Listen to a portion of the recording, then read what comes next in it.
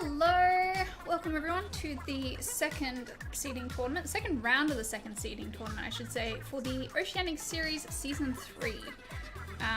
Toad is with me today doing commentary. Welcome, Toad. Hello. Hi everyone. How are we all doing today? How are you doing, Kat? I'm doing pretty good. We're all the admins are a little sleep deprived at the moment because we've been doing crazy things for the last yes. week. The biggest thing that I've heard though is that we have this snazzy new overlay. Yeah, isn't it great? It looks amazing. fantastic already. I've got the pretty plain splash screen thing on at the moment, but once you see us go into like the roster screen, it's so nice. And it will have animations at some point, hopefully. Yeah, They just there's still a few. Apparently, there's still a few bugs to iron out. But yes, there's a spiffy, shiny new overlay today. I've had a sneak peek myself, and it looks very, very good. I was actually impressed. So well done to AEDT and the rest of the staff crew who have worked so hard. You did not have to pull all-nighters to do this, but thank you anyway for your hard work. Oh, Ali's just crazy like that. As usual.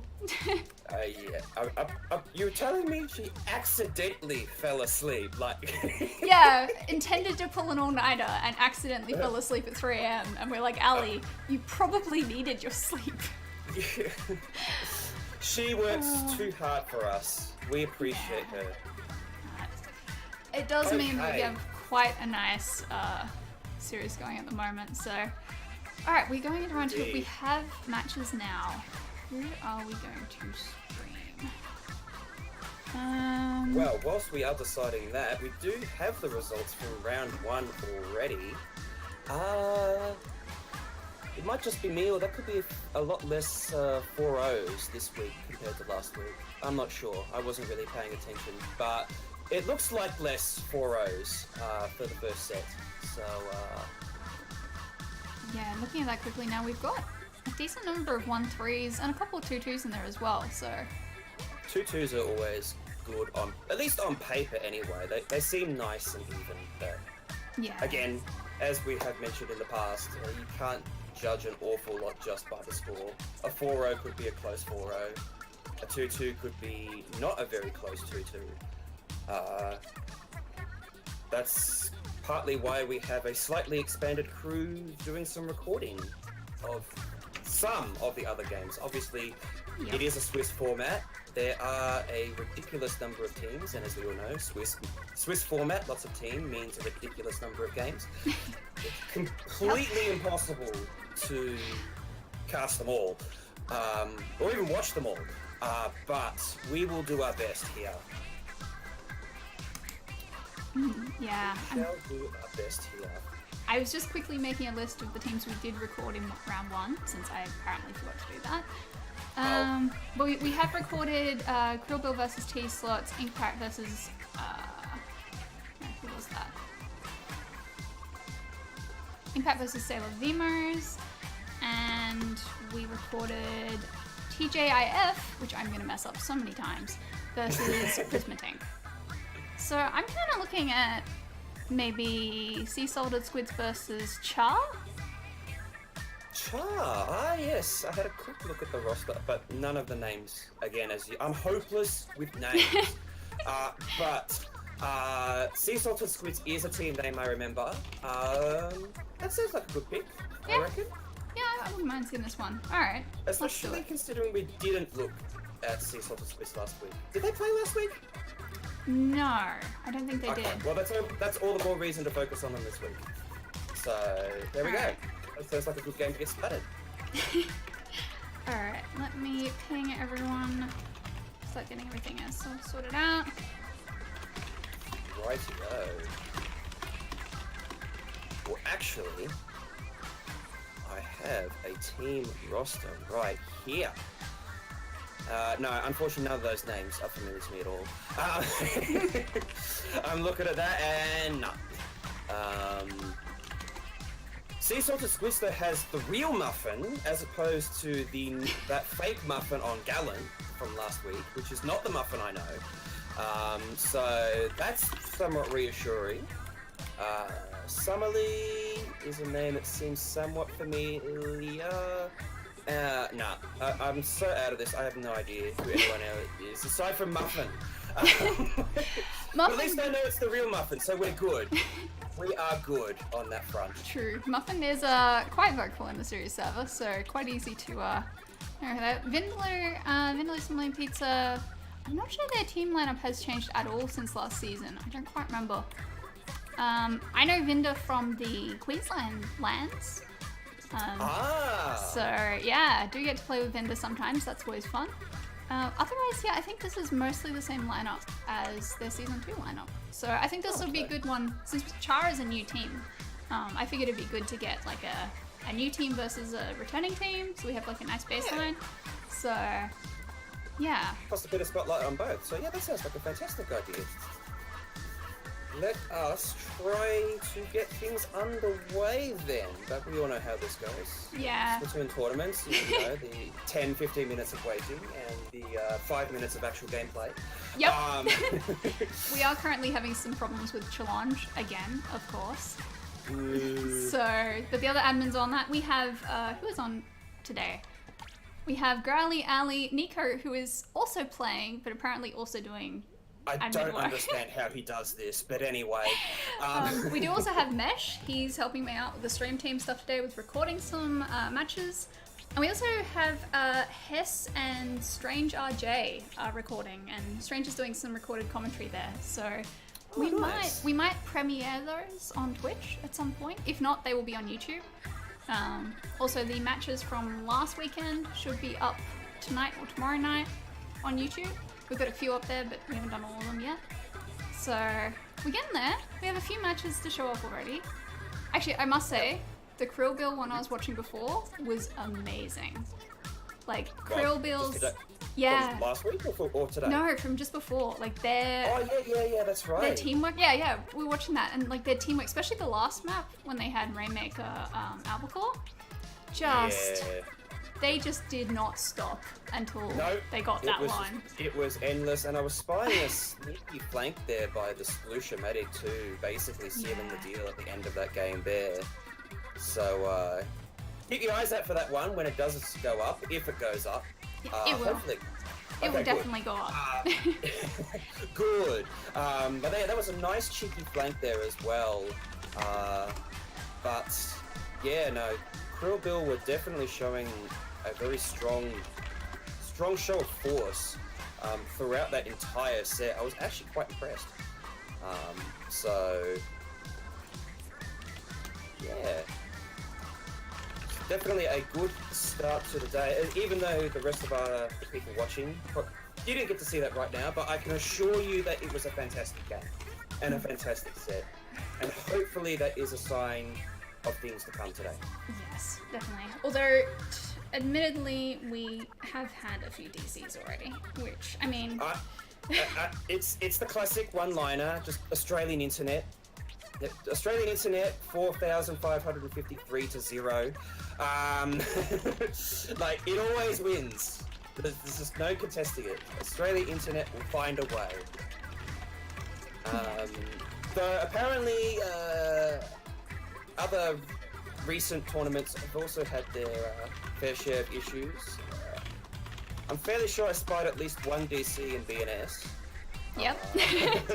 So no one is immune to the DC curse, it seems.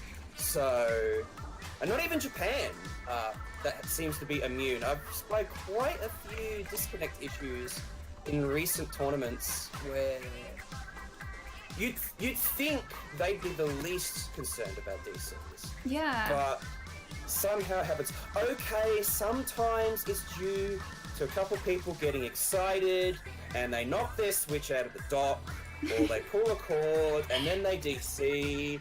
Yeah. Actually, that's one reason. Oh, sorry. I used to have my Ethernet adapter plugged into the outside USB port of my dock. And I've recently switched it to the inside one because sometimes I'd go to grab one of the cables on my desk, like my controller charger cable, and because all my cables are fairly tangled, unfortunately, it would knock the Ethernet adapter and I'd DC. That's, yeah. Oh, so yeah, Kate is very good there. Someone fix Umild's internet, because goodness me, that entire tournament was literally just arranged anchor always DC. But even Echo DC in that tournament. And I'm like, wait, where does Echo DC? What? And he was playing, they were playing Heavy Deco as well. And I'm just like, whenever does Echo DC, people usually complain about Grey. Being, Grey's laggy, but it's just like, well, when Echo DCs, you have a problem, because that's just the anchor's curse. I mean, what can you do? And there were no DC rules either, and yet young Gale brought it forward. Anyway, that was that tournament. This is this one. So there will be DCs. That's not even a bet. There's going to be some DCs today. We've already had some. Chances are we're probably going to get another one, but thankfully we do have DC rules in this league. Yes, we have a whole channel for it now, because we decided that they deserve to be highlighted and very easily found. So we now have a DC rules channel and a league rules channel, which Nico thankfully went through and updated everything yesterday and made those. So it is quite handy. Like, even being an admin, I sometimes forget the details of the rules because it is, a few pages of a document. So it is quite handy to have that there. No, that's definitely understandable. It's very easy to lose track of stuff, and especially if you play in multiple tournaments as well. Different TOs will have different rules, which maybe there might be some overlap, or there may be no overlap. As was the case in a recent tournament featuring Young Gale, where absolutely no DC rules at all. So even if it happens in the first 30 seconds, it's just bad luck. Too bad. Which was causing its fair share of controversy, as I think just everything does. But anyway, let's just move on. Anyway, there are some DC rules, so we'll be keeping an eye out for that, if that does happen, to keep that well enforced. Should mention that, just like last week, this is a Swiss format tournament for the seeding. So, again, lots of games being played. We can only highlight and cast a sample of the games being played. There's 27 teams. So. That's. Yeah. I mean, we have 39 teams in the series this season. Like, now that registrations are closed, I can say we have 39 teams. Oof. That's a lot. Yeah. Apparently, there's been so many teams we've had to add around 5 for today's tournament. Yep. So. Which is part of the reason why we didn't cast round 1. Yes. Didn't want to go for that long. 5 rounds is a lot. Yeah. Even though it's only 4 matches, it's still, especially the Swiss, where everyone has to wait for everyone to be done before they can start the next round. It can take a while. Yeah. But it gives more incentive to the teams to stick around and play. There's nothing worse than playing in like a single or double Elium tournament and then being knocked out like first round. Especially single Elium, it's like you come along, you get ready, you get your friends, you prepare for this, and then you're out in the first 15 minutes. It's like, oh, well, okay. That was fun. Back to whatever else we were doing. Who wants to play League? No. Definitely not a fun experience to be on the receiving end of that. So Swiss is nice for teams to get more experience, get quite a couple of games under the belt. Yep. But naturally, it does mean that it takes more time. So at least there's no losers bracket, and we're having to wait. But winners are having to wait like an hour for their opponent. Oh, so I mean, we have been waiting about 15 minutes now for this challenge. We had a bye because we have an odd number of teams. We have a bye in Swiss, and challenge does not like buys in Swiss at all. Oof. So if anyone who's wondering what the delay is, that's a fair bit of it. Is challenge just can't. Nico and Ali have completely reset the tournament twice in the last 15 minutes, redone all the scores, and fixed some seeding issues. So Well, I mean, the Australian internet, you didn't even have to step up to the plate and do anything. Like, No, we're already derailed. There you go. It's just Solange. Yeah. Needless to say, it does seem that things are coming back into focus here, so we should be underway reasonably shortly. Yep, I think Crowley should be... He's currently writing an announcement. There we go. Whoa. An announcement for future announcements. Those are my favorite kind. But anyway, yeah. Yeah, as I said, at least more games for teams. I see Squid goes there saying it's the worst, especially up against the pro team. So you never had a chance. Yeah, that apparently happened to Dia's team in the Weapon Unification Cup. That happened a couple of days ago. They were the Sea Hydra team, because Dia main Splatlings and likes Hydra. And they went up against Koo's and Perry team. Round 1. It's like, well, this was fun. This was a lot of fun. It was nice knowing you all. See you again next time. Yeah. Or it could have been like the other recent tournament. No, it was BNS. I was watching it yesterday, where Assassins from Japan featured. So they had the Swiss stage and then the Top Cut stage. Yep. And Assassins from Japan had like what is argued to be one of the world's best Brella players. I cannot remember the name for the life of them. I hope Gamba is watching and corrects me or gives me the name and kills me in the process because I forgot. But anyway, it was one of the best and most respected Brella players in the game. They dominated the Swiss, and they thought they won the tournament, so they left.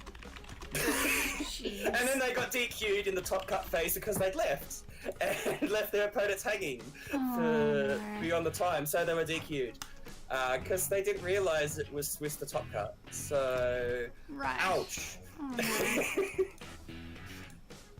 This is why we have very clearly spelled out pages now for DC rules, for brackets, for map lists. It's like, so it's all there. You can look at it. There is no confusion at all. Okay, that doesn't help a Japanese team that doesn't speak English very well, but at least it's there. That's not going to happen today, though. So we can be rest assured with that there will be no teams being DQ'd. Torosawa. Thank you, Kate, for that. That was the name I was looking for. Torosawa and Tabo. Both of those names are familiar. I think it might be Tarbor. That is the really good Brella player. Again, Gamba is going to kill me after this. But, by the way, I need to pay more attention. Password is in Stream Team. Oh, right. Thank you for telling me that. I should get underway so I don't hold this up. But yes, none of that today. So... But just a small sampling of the problems that can happen in Splatoon tournaments. Yep, it's always fun. And that's before you factor in Australian internet. Yep. It's a wonder we run these things at all half the time, but yeah, here we are. No, it's great when you see people having fun, like, especially with the lands where you can actually see people. I love it. I really do. Despite the problems. And there is a spiffy new overlay right there. Thank you, AliCat. So here we go. So we have Salted Squids versus Chaff. Yes. And that is the updated playlist. So, starting off the day, we have Walleye Warehouse Turf War.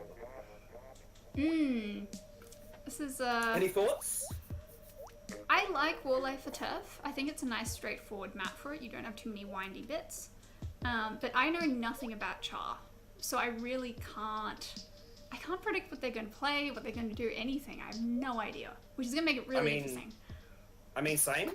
And we'll be experts by the end of this for sure. After I we do get a little hope bit of so. insight. That would help me a lot with doing seeding. That's for sure. Well, rest assured, after this, I will be going back over this and compiling as much data as I can. So that's the thing I'm doing now. So keep an eye out for that. Anyway, Turf World, Wall Warehouse. Here we go. Oh, a mini splatling. I like that already. And, ooh, interesting to see the CJS, along with a Cancer Roller and a Dually Squelchers, and a Neo Splash. I like that pick as well there by Yuzu there. That's very nice. I'm surprised at the two Splatlings. There's a roll out towards me. Just it was something. There's a down there on the side of Salted Squids, and that will allow Char to make a very nice push into the mid and claim all this turf. Nice flap by Vendor there onto the roller that was pushing into their base, but still they've got to get this back. Oh, there we go, there's the rain. There's the rain there. Salted Squids already forced into the danger tag there quite early on, showing some of Char's dominance here on the map as well. We do here have one of my favorite weapons most recently. And a nice pick there as well on the Neo Splash as well. That will shut down a lot of their turfing. And Core goes down as well. This should definitely give them a nice open here to reclaim control of the mid here. Yeah, some leads do some good work there with the roller, just painting massive swaths of the map. But Momo is coming in on the side here. This is going to be interesting to see if Damon can get them. No, Momo here as well. Ooh, interesting that Summerly backed off there. Interesting play. Rather let that go instead of Shark, but does look here that Salted Squids have pretty much reversed that first minute and are in dominant control here of the map. So interesting to see how things will come down in the last minute. Yeah, there is still a decent amount of green on Salted Squid's side of the map, which, if it gets close, that's going to be quite worrying. They also haven't painted parts of their base. But I actually spied this here on the overhead cam as well. That's something they may want to consider on these next couple of respawns here, especially Muffin, but Muffin chooses to ignore that and jump straight back to the action, so okay. That may cost them if someone else doesn't realise that. We do have Crow sharking in closed here. Just trying to... Oh, those get spotted out. Mini goes down. So Crow's going to get some more paint down here. This could be... Oh! Summerly, roller versus roller, and Summerly won. Nicely crushed that player. But let's just say rollers. Yep. Alright, Muffin is trying to come around the sneaky side, maybe to try and save some points here. Salted Squids are in the danger tag in the last 5 seconds here. It looks like it's going to be not going to be enough. And Muffin also doesn't get that baller off, so it's probably going to be Char taking that first game. That looks very green. Yeah, I think that leaving all that green on the side and in their base there just worked against them, because it did mean Crow could like push up the side and just shark there for a while. And it did mean they had less, like they were painting over turf instead of taking the free points that they could have gotten by painting their base a bit more. So... Definitely. I mean, to be fair, Damon did move down that side with the mini splatling. Probably not the best weapon to do that though, considering the drop off and considering how mini splatling does have that charge time to be able to retaliate. Not the best place to be for that weapon. But it happens. Anyway, that's a fairly nice and convincing win for Char straight off the bat. We'll be moving on to round 2, Clam Blitz Anchovy. Oh boy. This is a map? This is a map, alright. I've been playing a lot of Anchovy, Rainmaker actually, so not Clam Blitz. But considering where the goal position for Rainmaker and Clam Blitz being quite similar. Yes. Being able to push into the enemy base to actually accomplish anything is quite difficult on this map. Clam Blitz does have the extra path on the right side. It has the block that lets you get up into the enemy's base side. but it's still a challenge. It's a struggle. And if the other team can get into the basket, like get into your base, get to the basket and set up properly, they can basically lock you out. For sure. It's really a matter of being able to set up that lockdown. And you basically want to have a couple of specials or well set up anchors to be able to pressure and be able to facilitate that push. Bubbles are nice, Storm is nice, but we'll see.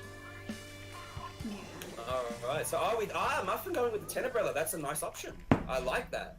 And not too much of a change on Char's side here. That's a lot of main power up on those Dually Squelches, though. That's just concerning to me. Oh boy. But... Alright. Is that damage on these Dually Squelches? I think it is. A roller there. Good give up. Fairly convincing control in center and have a power clam at the ready as well. Unfortunately, the dollar point Splatling is the only one left and he is going for an emergency jump. Very nicely safe jumping, super jumping to their teammates to not lose the power clam by jumping back to base. Nice play. Yeah, that's exactly the kind of thing you want to be doing in that situation. Just don't die with the ball.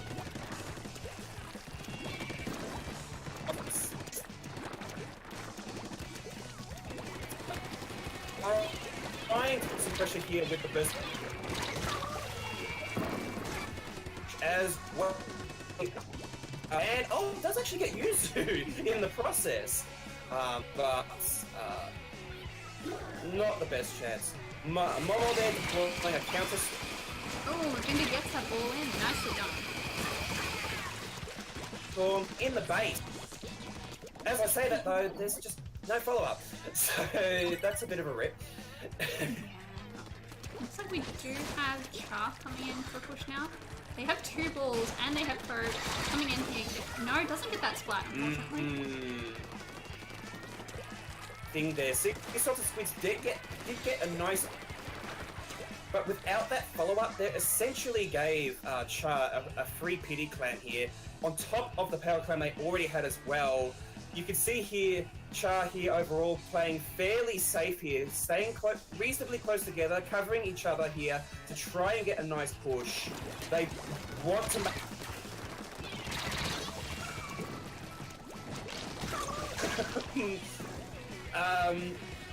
not the best strategy, but you can see in terms of marking themselves, but they want to make bank here. They want to get these 60 points on the board. He's doing a bit of work here, trying to keep them away, but it does go down. Nicely done by... Oh boy, alright, we got everyone going down at the moment. Yeah, right as I expect them. That's a quite well played by Salted Squids though. I mean, they had 4 power clams. Char had 4 power clams. They're back down to 2. And it looks like they're starting to wrestle a bit of control back here. Yeah, Momo just trying to go for a push there, I think. Nice work by Venda, trading out, but I think Venda got 2 splats there, so... Well done. Well done indeed. Core is now in the position of the last power clam for Team Char, while Summerly here once again tries to create some space here with the suction rush here on the Neo Splash. Unfortunately, oh no, wait, no, that's a 2 down, 3 down situation. This is a nice opening here, potentially for Salted Squids. Oh, here we go. Here's the tent. We've got the tent and the ball point coming in. Doesn't quite have and the curling rush as well. You don't see the Sorella Tenter that often, but this is definitely a good map. Unfortunately, once again, just not a lot, nothing really following up that push. And Yuzu is now in Salted Squids base and has 7, and someone is jumping, so that might be some points. Yeah. They do get completely shutting down that push. That will not be enough for Char to take the lead, and that's rather unfortunate. Yeah, just that 1 point, and you just can't get it. Unfortunately, ties are not good enough in this game. You must score better than the opposing team to take the lead. Yeah. And this will play into Sea Salted Squid's favour. Vindaloo do a nice... it does look like that Chucky are trying to make something happen with some bubbles going off there in the base as well. Again, they're just not able to push through. No, and now Sea Salted Squids do have 2 balls there. Although Ko has come in again. If they can stay alive, no, and I don't think there was any jumps there. Well, Summerlee is in the base! Oh, tries to go for it, but it's not enough. At the end of the... Oh, no, wait, no, Mama does have a power clamp at the ready, so there will be overtime. This is make or break time for Char. Yeah, we do have Yuzu coming in here, runs into Vinder, gets Vinder, but Summerlee is also there. Oh, but the ball's going down there. Oh! That's the lead! Well done! Oh, very nicely played there. Goodness. Well done to Char coming through with the clutch overtime push. Oh, well done. Oh, that was just very well executed there. Just getting the splats they needed. Just keep pushing through, not taking too many risks. I think everyone else was sort of focused over near the fan, from what I could see. And there was that. There was also the fact that Momo, being the dually squelchers, I mean, dually sliding, like dually dashing, like just free mobility could make that a very aggressive push. They only needed to score that power clamp to seal the deal, and it worked. Yeah. And what can you do? It's dually mobility. You just dash straight into that base, and it's yours. Yep. They have very nice weapons, and that one particularly has some range that is very nice on Anchovy, I find. I've started playing it recently. Just being able to sit at one end of either of the ramps and just hold it. So... Indeed. And we did see Vindaloo doing some nice work there with the BP as well there. Both teams were having very nice defenses, stopping each other from getting those big pushes. Yep. In spite of the Muffin pulling out the TB as well. So... just that one push towards the end that managed to take it. Yeah. Alright, so... already some good games. Tower Control Black Belly now. Okay. We saw some good Stingrays in the last game from Stingray is exceptionally strong on this map mode. I mean, if we sort of think back to Splatoon 1 days, you know, kill a whale, down that half pipe on the side, your tower's coming down, it's a free stop. And Stingray is very much the same. On the other hand though, if you do get that tower around to that half pipe side, it's basically a snowball push if the enemy team's not set up, so... I don't like this map. Or this map mode, but we'll see how it goes. Muffin pulling out the Splatbrella now, and that's a wrap. That's a Kent. Damon switching off to the Zinc as well. Not a huge change on Team Char aside from the vanilla roller as well. So we do already have 2 down on Sea Salted Squids there. Vintage that trade, but I mean that's still a nice opening. A little bit of a delay there in trying to get that tower moving, though. I would have probably gotten on that a bit soon. Yeah, now unfortunately they're having to fight off. I was about to say, Kuki was up there on the central podium, just pressuring the enemy team with the range of that Jet Squelcher, but wisely backing off as some of their players go down. Ooh, and does go down to the Rapid there, I think. That's not a good matchup on range. Not particularly, no, but... It's close, but still a little bit painful.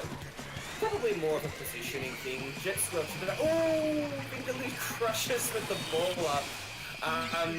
They're happening at the back.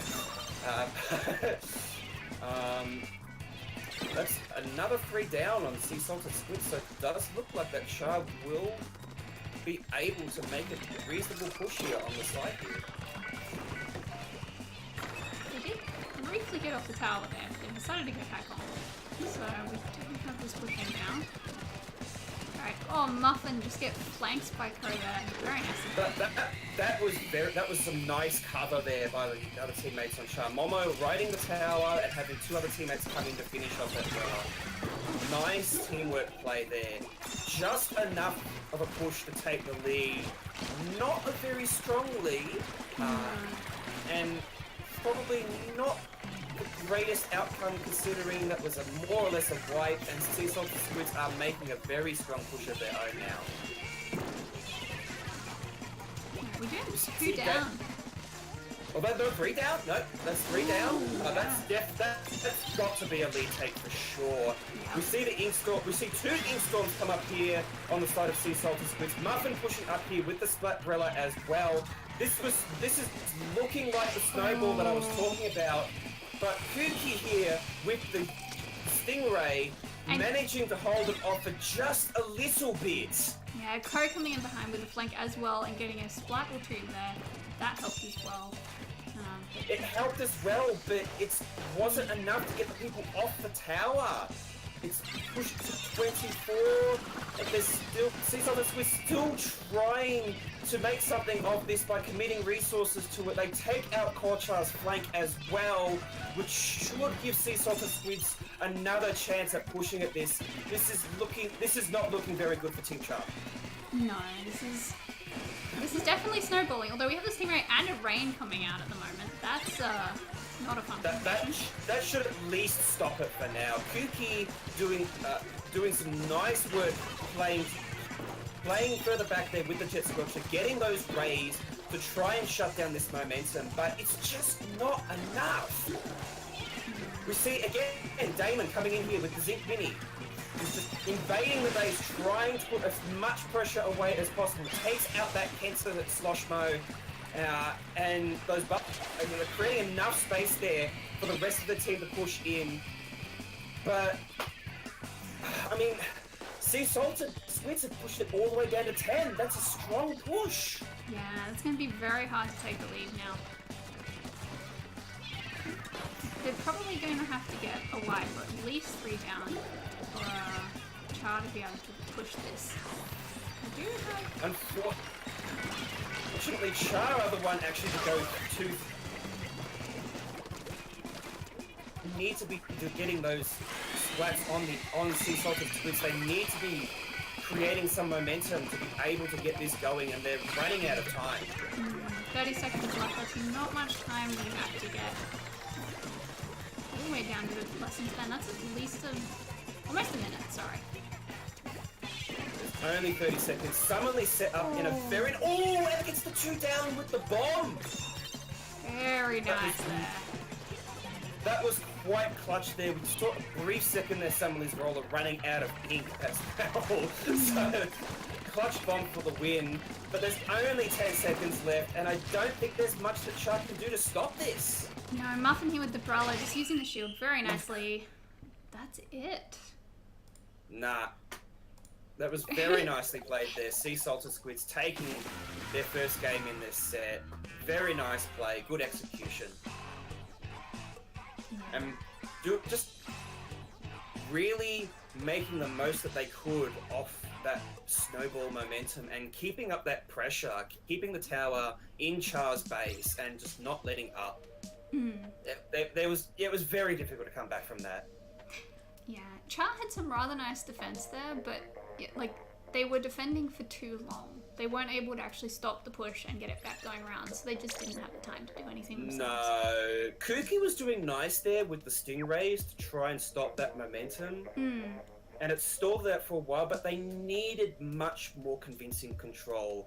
They probably needed a flank to go around and shut things down. They did have Ko on that, but they did. I feel like it didn't happen. Yeah, I feel like Ko got predictable as well. It felt like after the 3rd time, Salted Squids were just looking out for it. They were like, someone is going to be flanking us. We're just going to have one person watching back, one person looking forward. For sure. For sure. Yeah, you can only flank so many times in exactly the same way before the other team gets wise, and then it just stops working. Indeed. But next final game of the set is Splat Zone's Schellendorf. a map mode combination that frustrates many a Japanese player. They're not a fan of it, are they? No, they are not. Anything Schellendorf is not looked upon very favourably, and zones, no. No. Fair enough. No. Ranged options, though, are quite nice on the glass, as always. BP, ballpoint, is very nice to have up there on the roof. Hydra as well, depending on how you go. Mm-hmm. But very nice options to have up there on the roof. As for the bottom, yeah, it's a wash. It's Schellendorf. I mean, Yep. Vindaloo on the BP, opting for that as well. Kuki there on the CGS. Both quite reasonable options for this stage. Damon switching back to the mini splat thing, Muffin sticking with that. Momocha not having enough with the MPU dually squelches, which is still disgusting me, but that's another story. Let's get a splat then. Alrighty, well. We do have one down. Up here, actually. Is the pressure from the mini splatling's missiles there on Kuki trying to shape...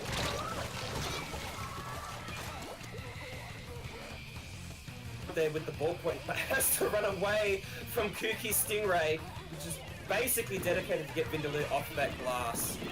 This, that was close to the... Char needed to try and make a push into the center. Cord does a nice job there, basically going very aggressive into the center. Takes out 2 players there as well. And that's 3 down overall on Salted Squids. This is the opening that Char needed. Yeah, it's ticking down very quickly now. We only have a few more points to get the lead. Although Rain has been incredible. Oh, no. You were speaking about that rain, and it was just enough to neutralize. Unfortunately, that's another 3 down on the side of Salted Squids. Muffin going in solo with the Splatbrella. Unfortunately, there's too many players in the center and goes down as well. Salted Squids really need to regroup here and wait for everyone to come together because they're running out of time here. Yeah, they only have 15 seconds left now. It's 15 points. It's about 7 seconds. That counts down so very quickly. There's only 2 players. No, that's a wipe. That's going to be game. Yeah. That was a very dominant showing there by Char. Just getting multi wipes against Salted Squids. Like 2 down, 3 down. Yeah. It was... And Squidgo's mentioned desynced respawns. Yeah. That was...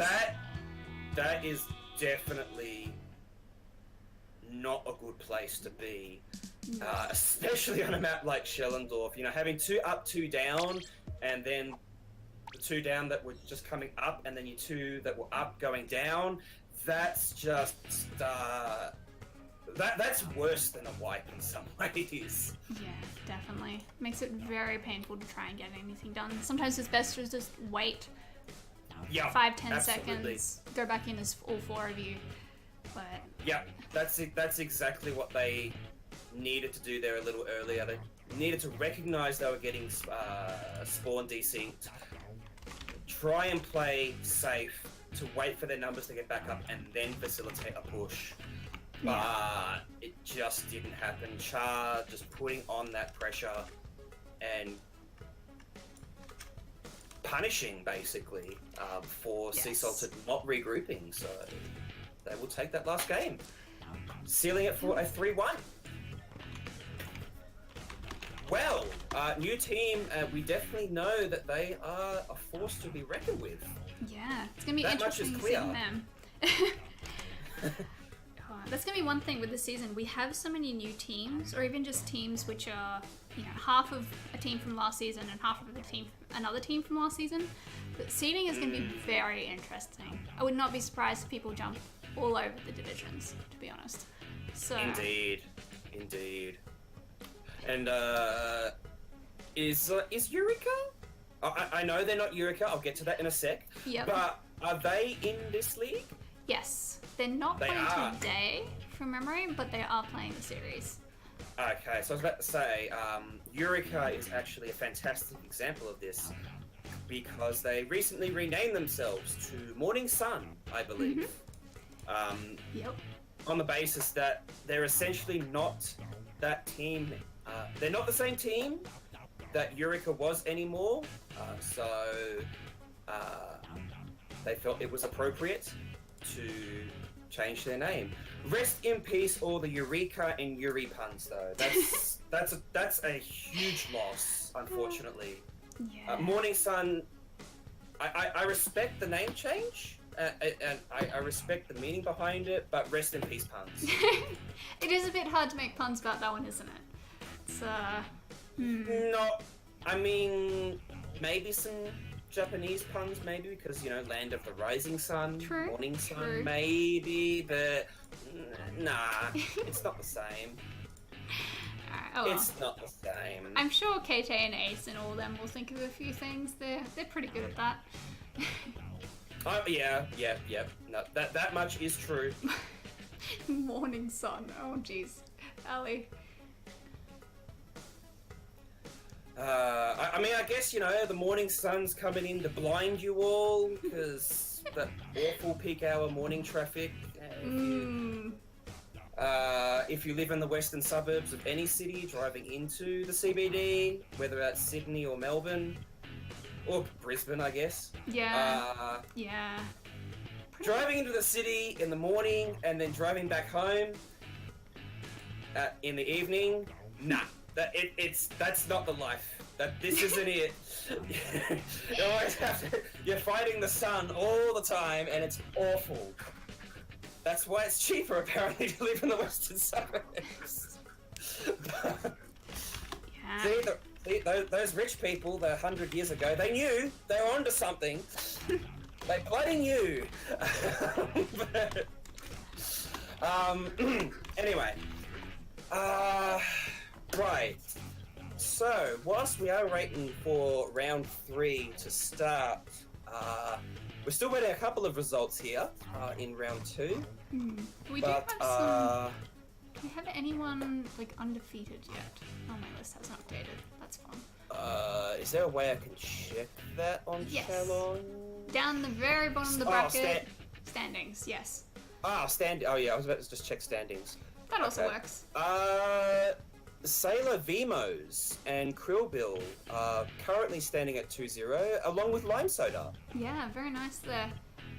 Jim's, Midnight, Prismatink, and Walk the Plankton are all on 1-1 as well. So, one win, one tie. Yeah, 1 win, 1 tie, so yeah, 2-2. Yeah. Okay. So we've got a few that are starting to stand out there.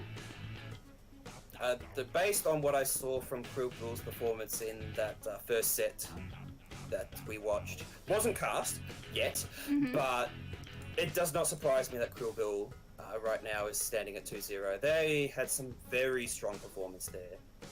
Yes. In that set. Lime Soda, let me have a quick look. I see Geo and Biscuit, those names are familiar. But I do know they've been around for a while, so again, doesn't particularly surprise me. I think They have 2-0. They were in season 2. They weren't in season 1 off the top of my head. But yeah, we have Jack, Geo, Yosh, Will, Dimmy, Jasant, and Biscuit. Dimmy was a transfer into their team last season, but I think the rest of them have been there since the beginning or close to. So no real changes from like the end of last season from memory. Ah, I see. So. Okay, well, rightio. So let's have a look at some of these scores here, though, for round 2. Okay, so Prismatic, 4-0 to Inkpact. These puns are getting hard to pronounce. Team Midnight, 4-0 to Hikari. Jim's 4-0 Peer Pressure. Oh. Interesting. Peer Pressure. Charlie, Salted, we just watched. Yeah. You're saying something about peer pressure? Peer pressure and Team Alpha are the two pickups for this season. Ah. So, yes, we had, I think, about 12 people. We had more people apply for registration, but a few people were recruited. We had 12 people left who had not found a team by the time individual registration closed. So we've made 2 teams out of them. We have Team Alpha, which is captained by Button this season, who was the captain of Sea Cucumbers last season. Oh, yeah, Button. Yep. Yes, I know Button. Yes. Yep. And they are almost entirely X ranks, so that could be a team to look out for. Almost. Mostly X ranks. And Peer Pressure is our other team. They're S, S+, that kind of thing. Okay. And I actually know a few of them from Queensland. About half the team is Queensland. And their captain is Radar, who is very fond of puns. Ah. Hence... That would hence the name, Peer Pressure. I get it. Yep. Peer as in the ocean-related peer, not as in people peers. Yeah. That explains itself, I guess. Yep. All right. We have matches. We have matches. Yeah. I'm trying to see who. We have 5 o'clock versus Catastrophe. We have recorded a match from Catastrophe. So I'm gonna try and not double up till next round at least, maybe. Okay. See what we can do. Oh, we do have Walk the Plankton versus Jim's All-Purpose Turfing and Egg Collecting. Okay. We do have them. We did give Jim's a little bit of spotlight last week, but not Walk the Plankton. So. Who else? Where's Kyo? Who's Kyo versing? Kyo. Did they drop? Oh, they might have the buy. There is one buyer. They have a buy. No, I don't see them here in this set. So they must have the buy this set. We do have Hikari versus X Garbage. That's 2 new teams. That could be good. Yeah. There's also Prismatic versus Blooper Reel. Ooh, that could also be nice. And I'm pretty sure we didn't look at Prismatic last week either, so... Let me check my list. We have already shown... Someone's recorded a Prisma match. We haven't shown Blooper Reel in a while. Oh. But... Am I clipping again? Oh dear. Yeah, you've been a little bit... It was getting better and then it died a bit, then it got better. I see, hang on. Let me see if I can adjust some things on my end to stop that from happening. Alright. I see that coming up. It might not be echo cancel. I'm seeing some mentions of echo cancellation. Oh dear.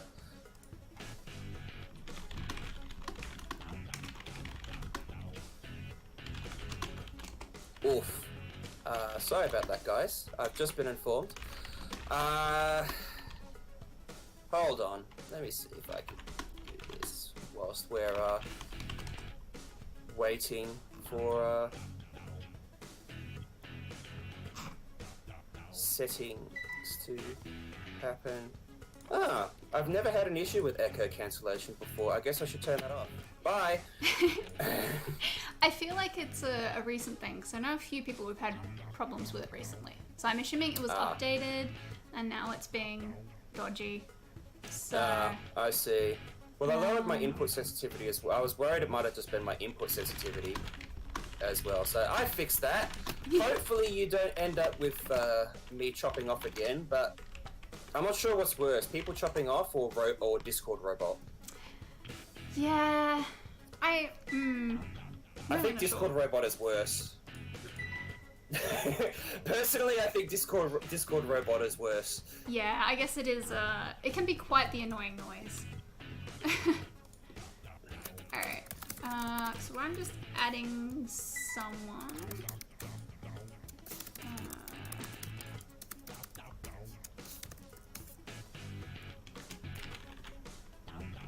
Are we?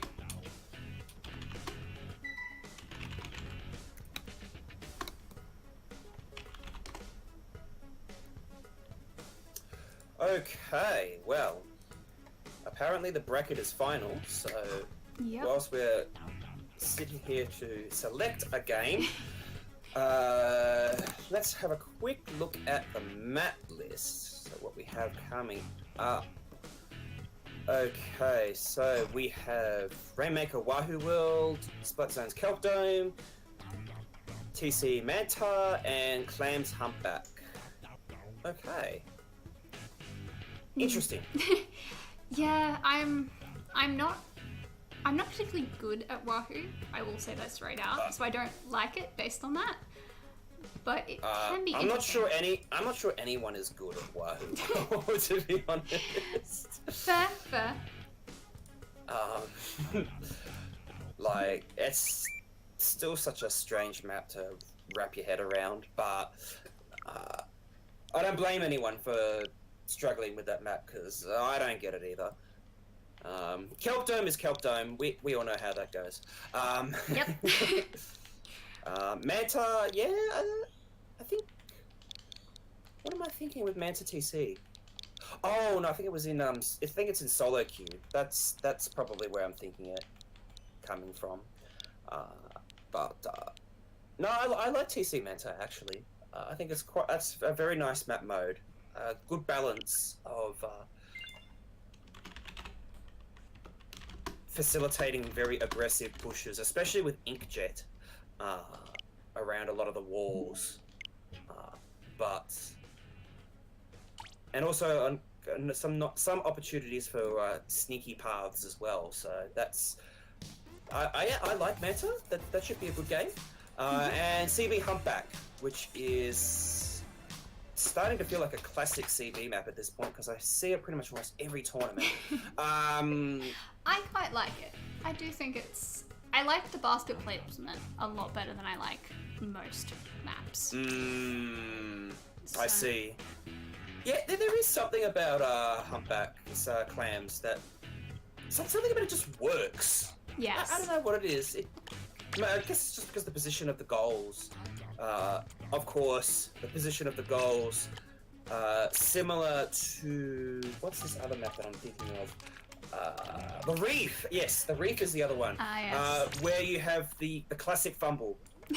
Where the goal is just a bit too high, and you're just out of range, and the power clam lands underneath the goal instead of on the goal, and it's just like, well, there goes that power clam. Although we ain't getting that back. I personally think it's not as bad as Gobi, where you can land it on the sponge. Gobi.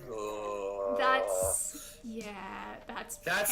Gobi is another shocking one for fumbles. Especially with Gobi, how you have the solid grate, the wall grating just before the sponge to get to the goal.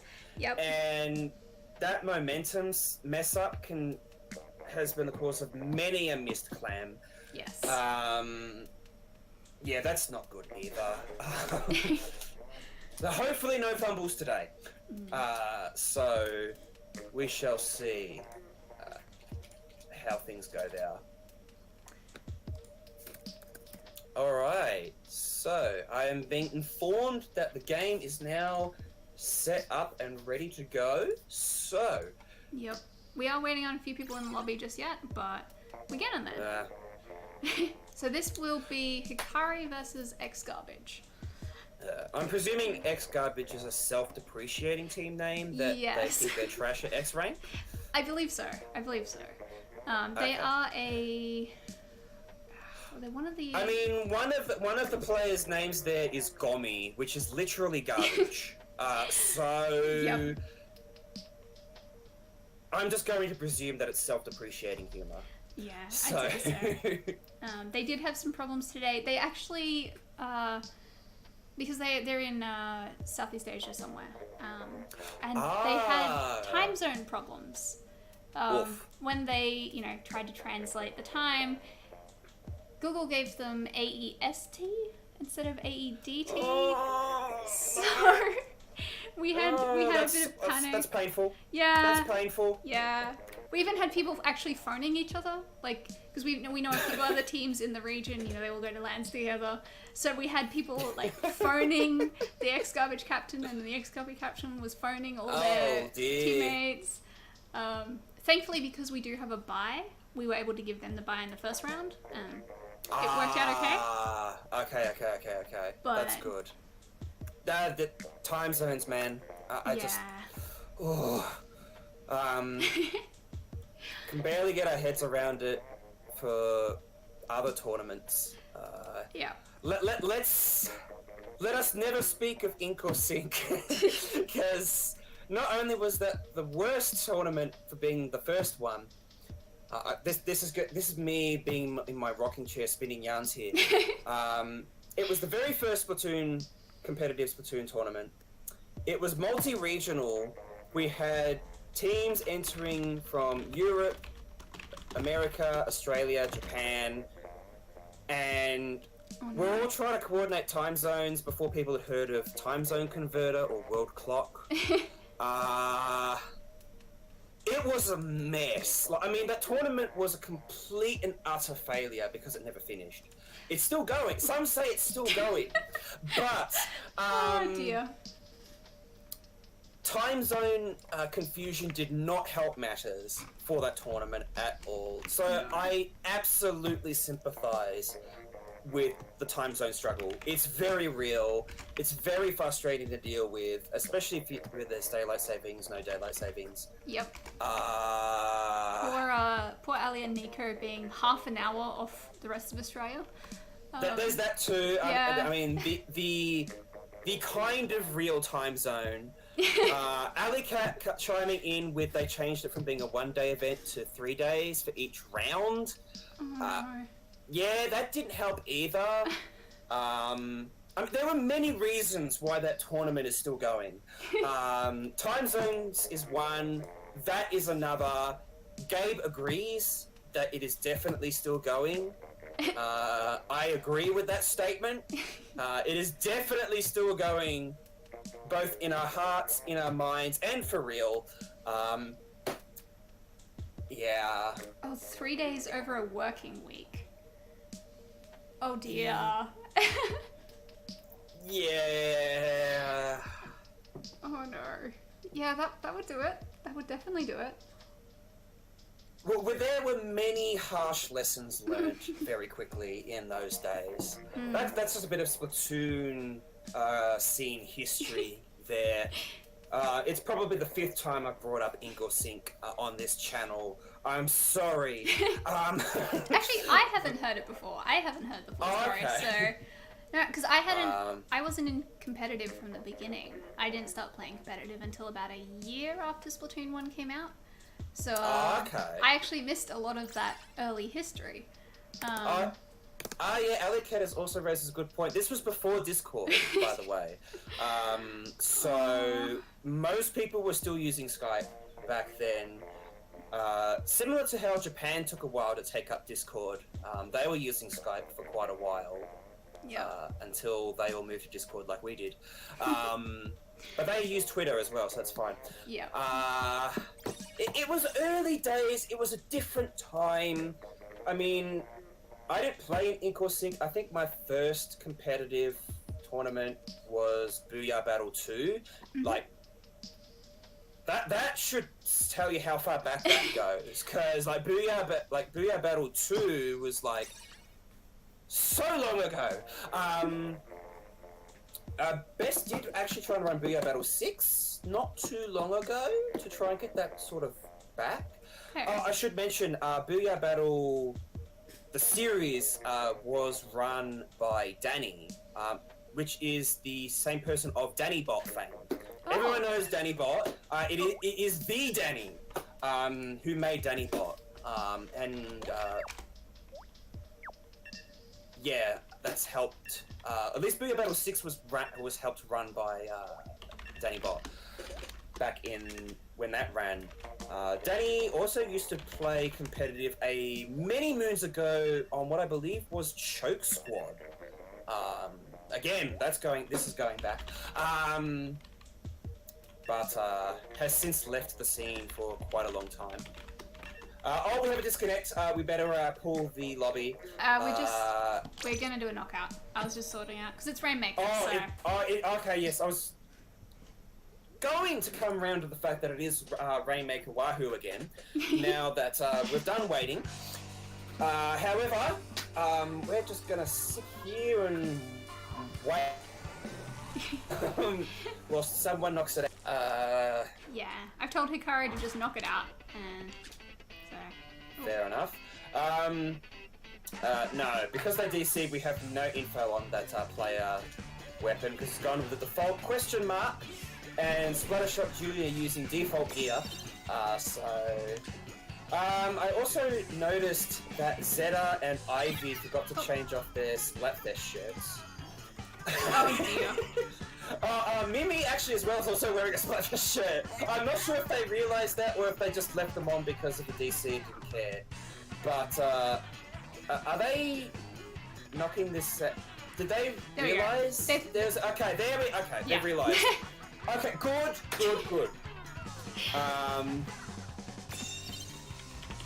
I think it just took a little bit to communicate what was happening. So I mean, if you haven't played... that's interesting. Apparently, you actually still see what the weapon is. It was a Blob Deco. Huh. Oh yes. That's weird. Because yeah, I'm looking at the stream view here as well, and I just realised that for some reason you could see it, but I couldn't. P2P people. Anyway, we're just gonna go ahead and get that set up again. So. Yep. Alright. And hopefully, X-Garbage realised that they were wearing Splatfest shirts. Unless they're memeing, which is also a possibility. I'm not sure. We're meant to replay with the exact same gear and everything. Are they allowed to switch Splatfest shirts? Well, the lobby, the DC happened in the lobby though, so does the ruling not apply since it happened in lobby and not in game? Except we actually had to discuss this before because this happened in the KB match. They did go through and they've seen the weapons, so they can't change them because that could give them an advantage. I see. Well, alright. I guess they're just gonna have to live with that Splatfest shirt then. Alright, Growly has made a ruling. They are allowed to change the Splatfest shirts, but nothing else. Okay. Alright, because I immediately set off a red flag there going, did they realise that they're wearing the Splatfest tee? Because that's like mistake number one for things to go terribly wrong in this tournament, since it is running during Frosty Fest. Yes. The not Frosty Fest running during summer. Anyway, but yeah, it's happened plenty of times in the past in other tournaments, even back in Splatoon 1, where people just forget to take off the Splatfest tee.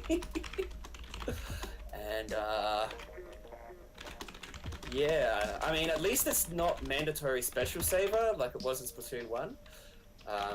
At least it's ability doubler, so I guess you could potentially build it to something usable, maybe, but yeah.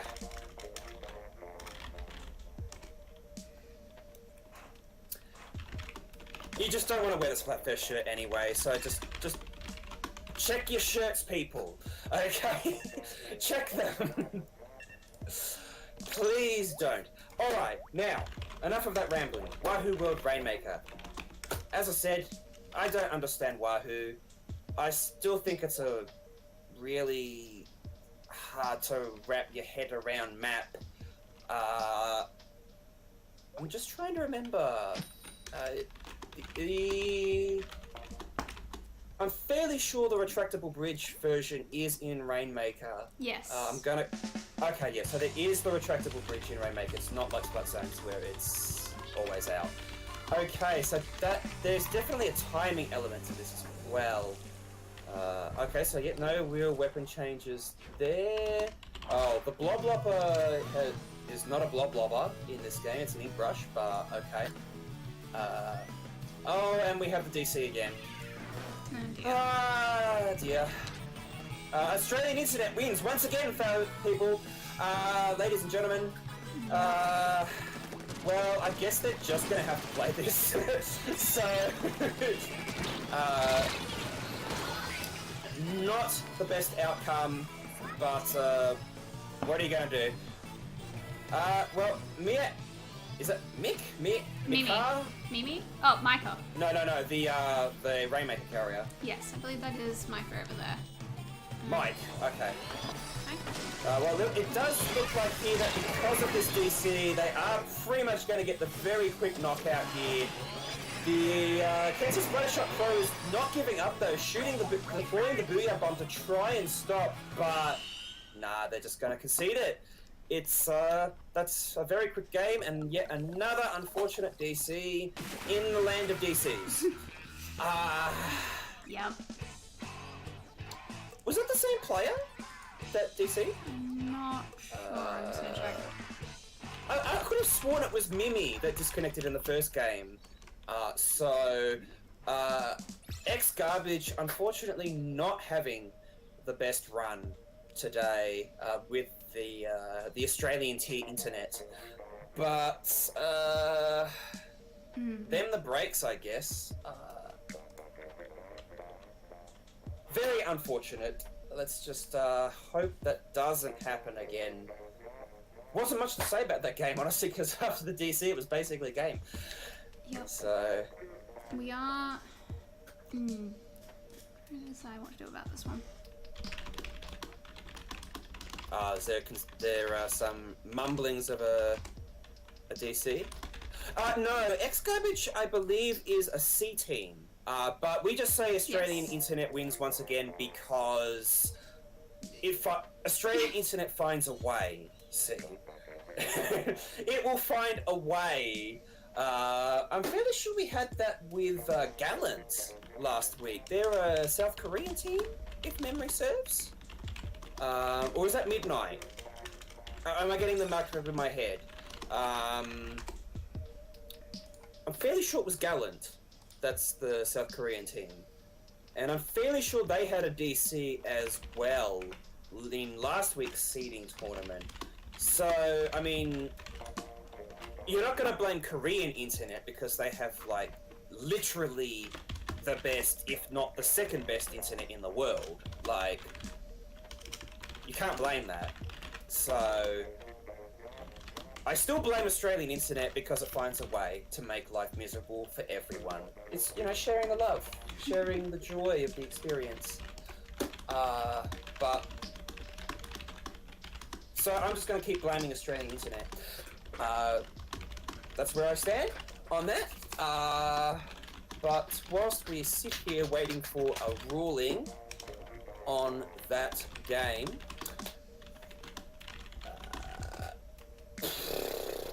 Yeah, okay, what else is there to talk about? I think I've rambled over everything. I'm running... Help! Cue card! Thank you very much for carrying the commentary. We did, for everyone else, before we started, I did say that, I probably wasn't going to talk as much today because I am doing admin stuff at the same time. So we have cues and everything for Toad to just keep rambling. But I'm running out of stuff to talk here. I've talked about the map, I've talked about the game, I've talked about the teams. I need more cue cards. I should have come prepared. No, it's all good. Let's talk about SC Kelp. Okay, let's talk about SC Kelp because it's not the game that we might actually be playing that next. So let's talk about that anyway. Yeah, good idea. What do we do on this map? Don't wipe. That's true of every map, but it's particularly true on Kelp Dome for the same reasons I discussed this last week, actually, on TC Kelp, where you get the snowball on the... Well, in TC you get the snowball around the side grades where the old tree used to be. A bit less of a problem on SZ, SZ, sorry. Sorry, I've been listening to too much American entertainment. You do have the block just in front of spawn that allows you to jump over the center wall to get back into mid. So you do have more options to be able to get back in. So it's not quite as strong of a snowball lockdown as it is in TC. Since the objective is also focused in the center, that does tend to stop people from snowballing as much as they should. Potentially, anyway. So,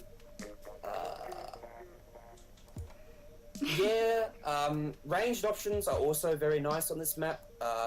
As always, ballpoint is very nice on this map because of the grates, and since ballpoint always has maximum mobility, it loves this stage. Hydra is also a potentially good pick. Or Sea Hydra, anyway. Not for the same reason, of course, but just because it has a lot of good... It's a very nice anchor on this stage, and the range is quite oppressive. But... Oh, and we are moving on to Splat Zone's Kelp Dome for this game, so Yep. I guess There we are. That first game will go to Hikari, Yep. So. and we'll be moving straight on to game 2 for Splat Zone's Kelp Dome. Pray for no DC, people. Yeah. Pray, please. Let's hope we don't get any more. Please pray. Alright, so good. So far, so good. Okay, let's see how things go here. So... Going from that match. Oh wait, no, okay, that's not a DC, that's just a down. Okay, I was looking at the overhead map and thought that was yet another DC. It's not, okay. Okay, calm. We're good, All right. Don't worry. Good. Alright, so... Alright. Your mic has gone a little bit weird there. He's tapping the zone and getting a 3 down. We do see a happening here in the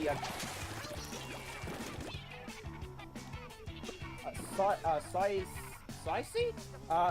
Very nice work with the bubbles there, facilitating yet another 3 down. This is a very strong showing here by Hikari. Yeah, they're very much just holding this. Not even having any problems here. Oh, there we go. We've got one down with a rain coming out. We have a Booyah coming out. That might get it. There we go. Oh, that's nice. Okay, so X-Garbage are still in this game for the time being. They're starting to get some very nice picks here indeed. Basically a pseudo wipe there against Hikari and have assumed total control of the center. We see a Zeta here on the ballpoint Norval here, trying to put this pressure here on the side, but Nika coming in here to back up their teammate there, and getting the pick there, helping create openings, and it does look like they might be able to capture it. They are in the center, but... There we go. Okay, there it goes. Mimi was the only one in the center there with the splashdown to get shot out of the sky. But hey, 25% special loss, right? True. Okay, well... That has gone back now, though. So... No, that's definitely a very nice play there by X-Garbage, managing to turn it around, getting another 2 down on against Hikari. No, I scratched that. 3 down. Lilac staying there a little too long with the Nautilus on the center box there, looking into mid. Probably should have backed away a little sooner than that, but it's coming down to a bit of crunch time here as X-Garbage near taking the lead here. There is the baller deployed here by the Tentaduli.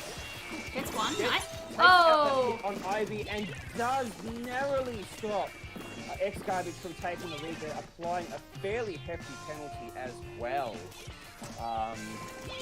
Very nice. But Just in time. Definitely a game that X-Garbage can take though. Yeah. Come that close. This would be quite worrying for both teams right now. Ooh, nice work there by the Price Lock by Abby.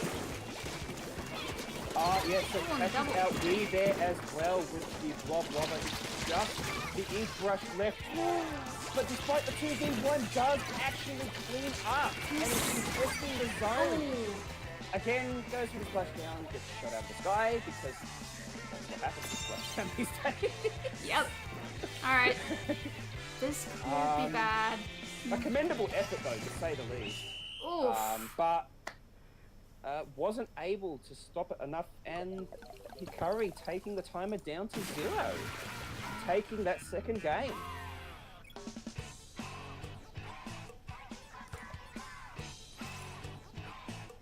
Nicely played indeed. That's some I have a feeling that if some of those splashdowns from the ink brush, from Mimi's ink brush had come out and not gotten obliterated, things might have been a bit different, but, you know, splashdown is counterable these days. Ever since that,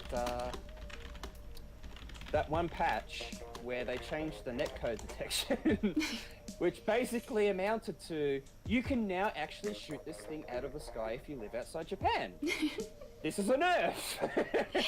Yep. This is a splashdown nerf. So, anyway,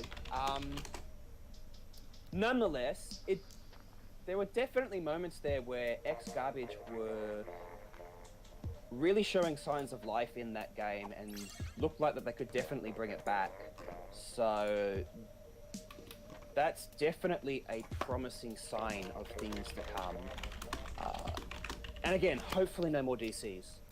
Yes. So, Do hope so. since they've burnt through all their DCs for this set.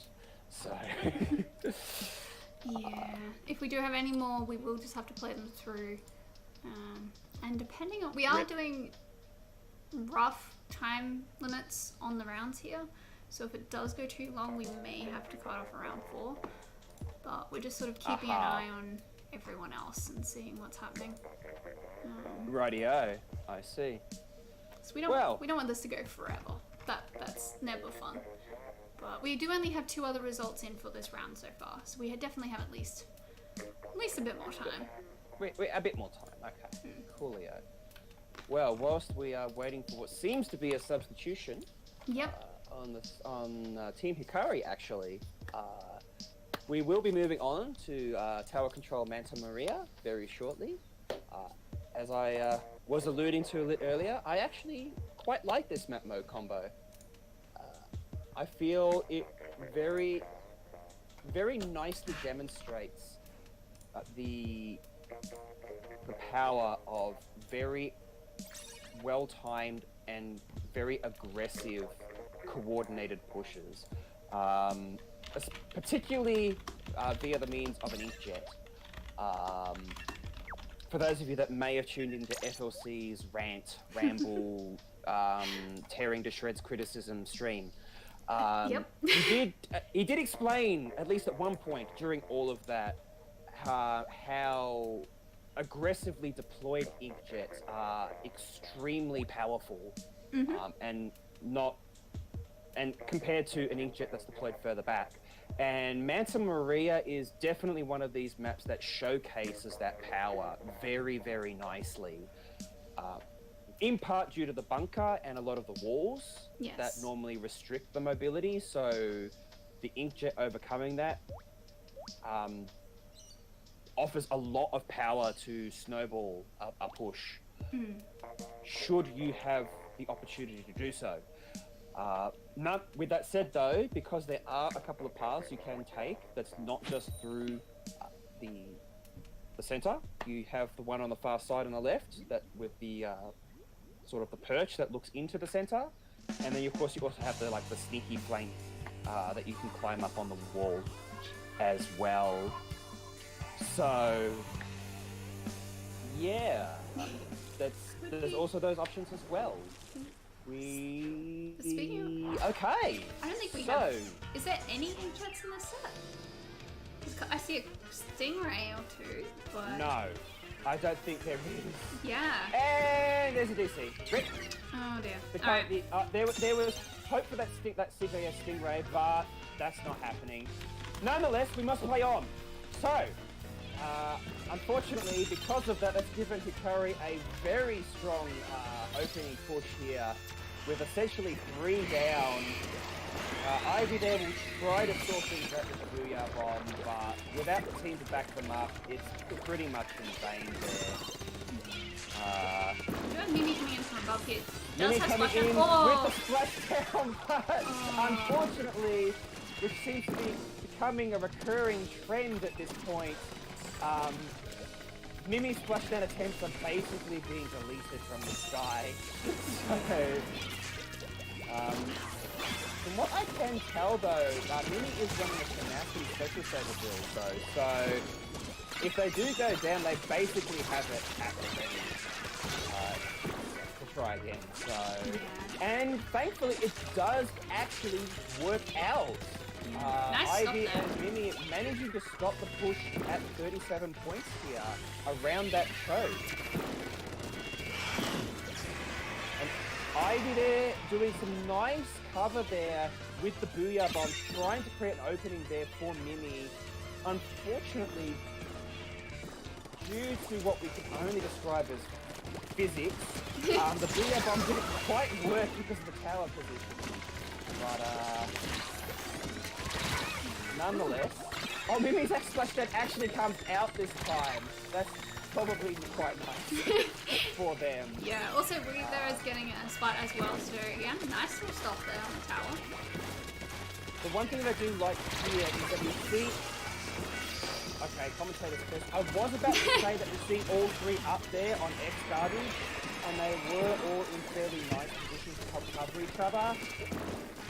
But then we died. So... Yep. I'm not sure what else they can do. Mimi was set to get a nice splashdown there, but the armor came out at the most unopportune time there, basically blocking 2 splats there. So, yeah.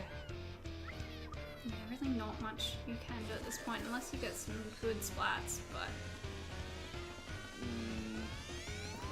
But I did really like what X Garbage had going on there earlier when they were coming back into the mid, where all 3 of them were together and were able to position themselves in such a way to help cover each other, but it just doesn't look like it's happening. Wee is basically the only one left. That is a very cheeky sting. That's a cheeky stingray there. There was some very nice work near the end there by Mimi and I think we getting 3 down between them right when the tower was pushing through, but just couldn't quite get it done there.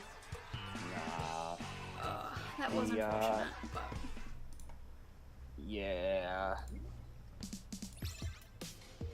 Not sure what else they could have done there. The CGS seemed quite integral to that team composition. Yeah. Since the Splattershot Pro... Well, Splattershot Pro could have potentially filled in for it, but at the same time,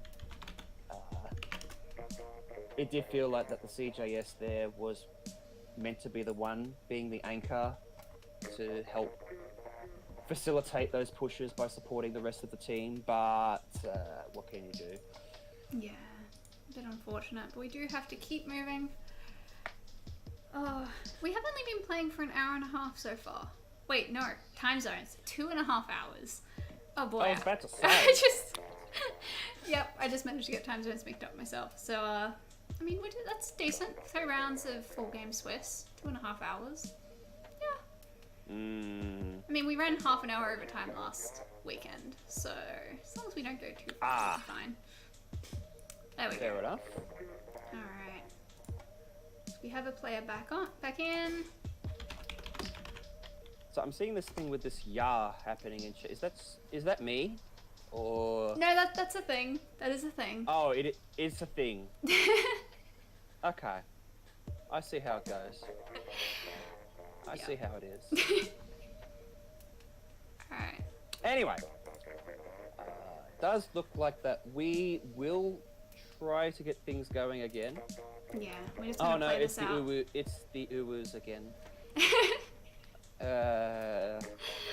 Yep. All right. Just pretend it's not happening. All right, we are moving on to Clamblitz Humpback. Clamblitz Humpback.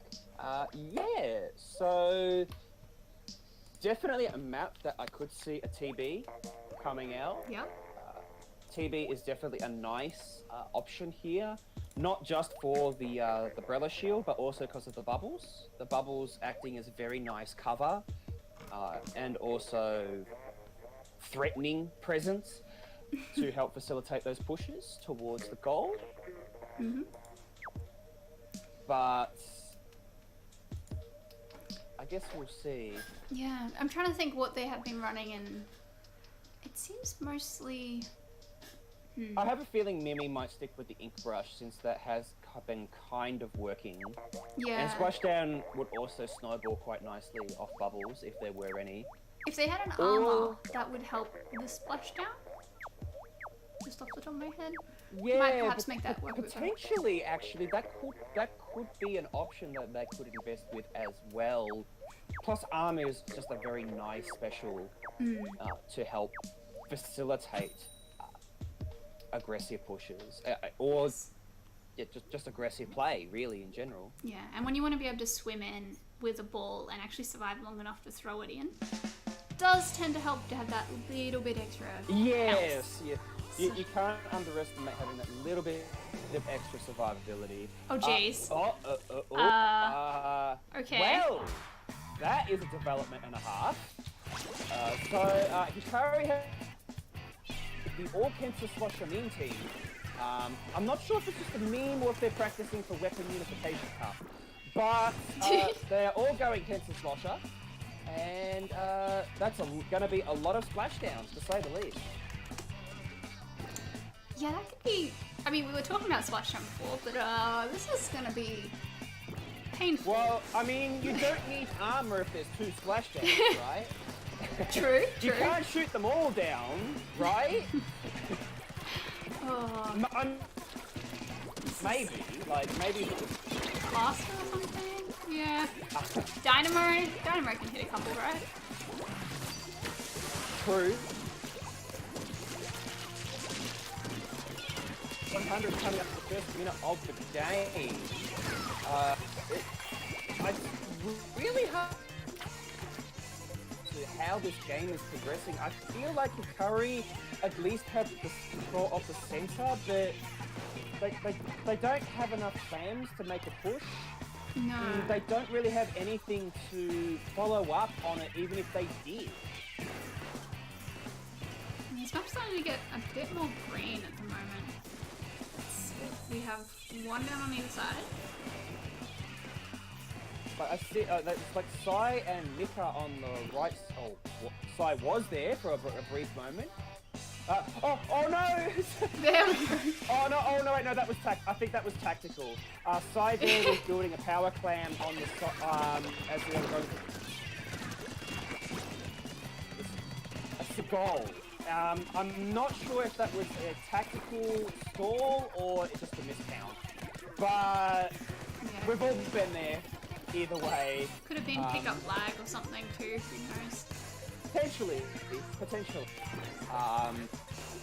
Anyway, that was a modest push by Team Hikari against the goal. Only 32 points on the board.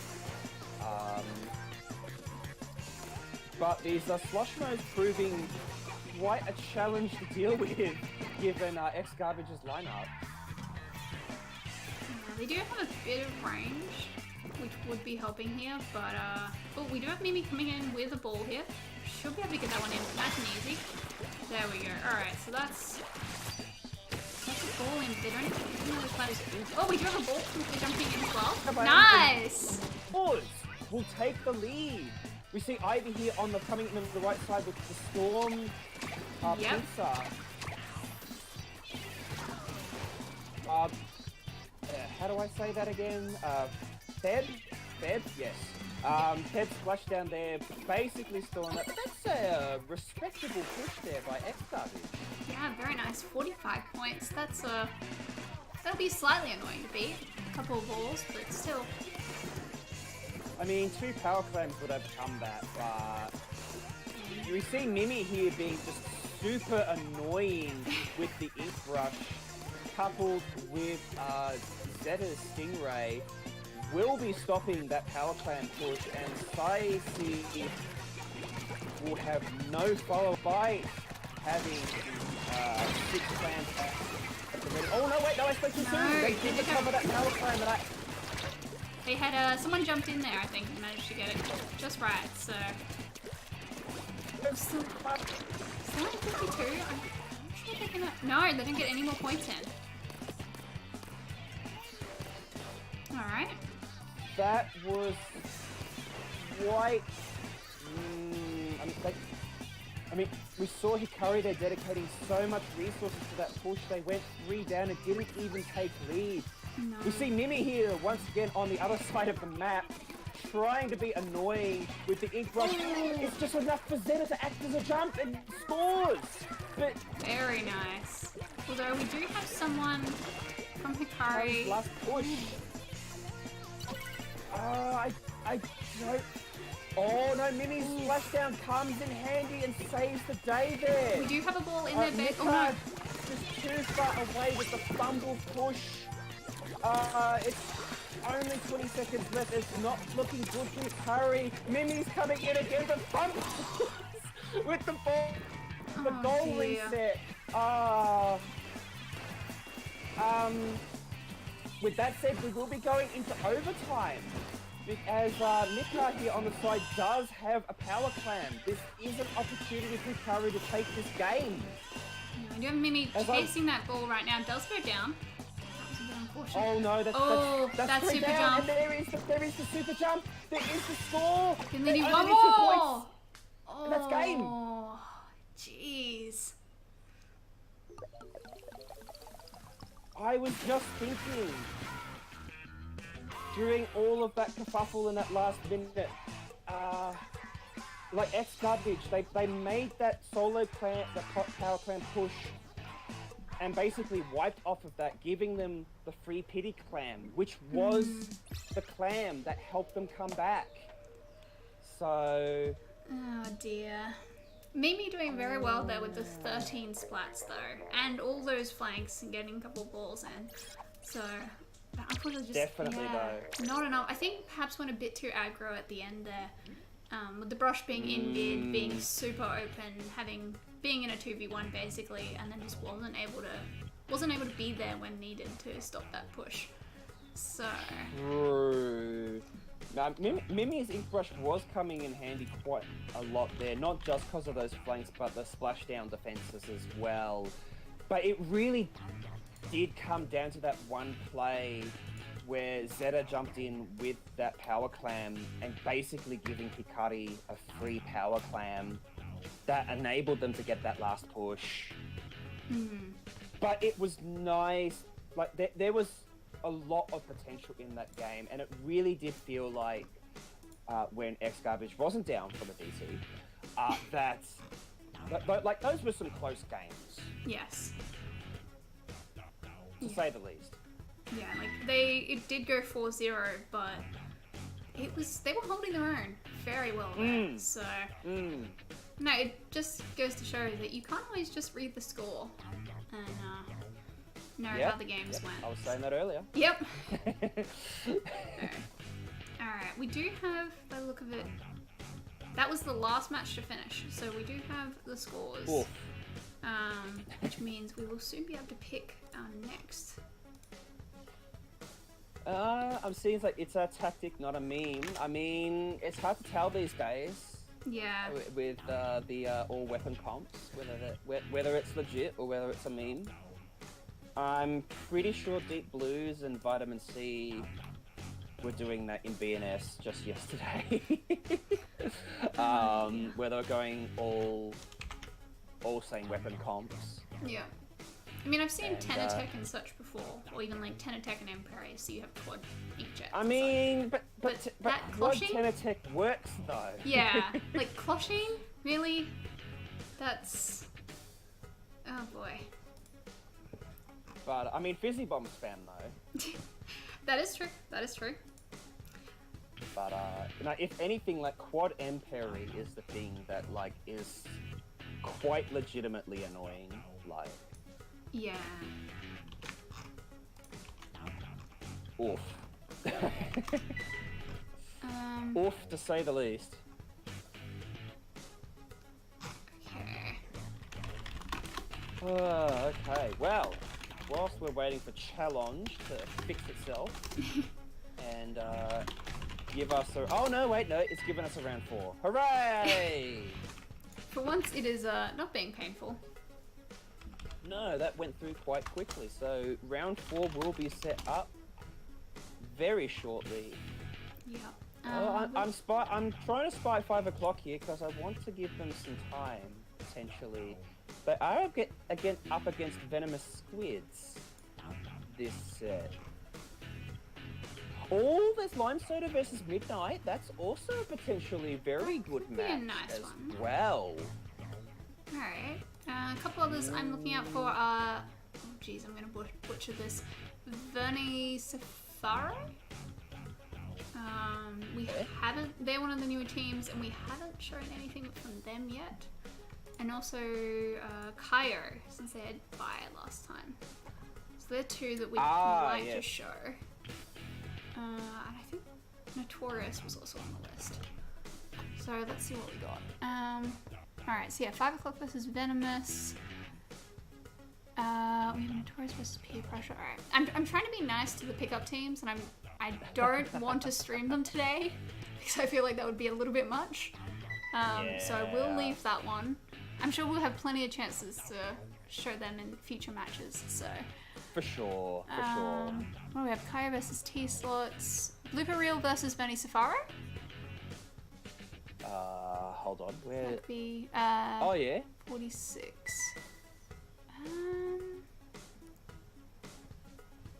We did get a little bit of Team Midnight last week, though. So.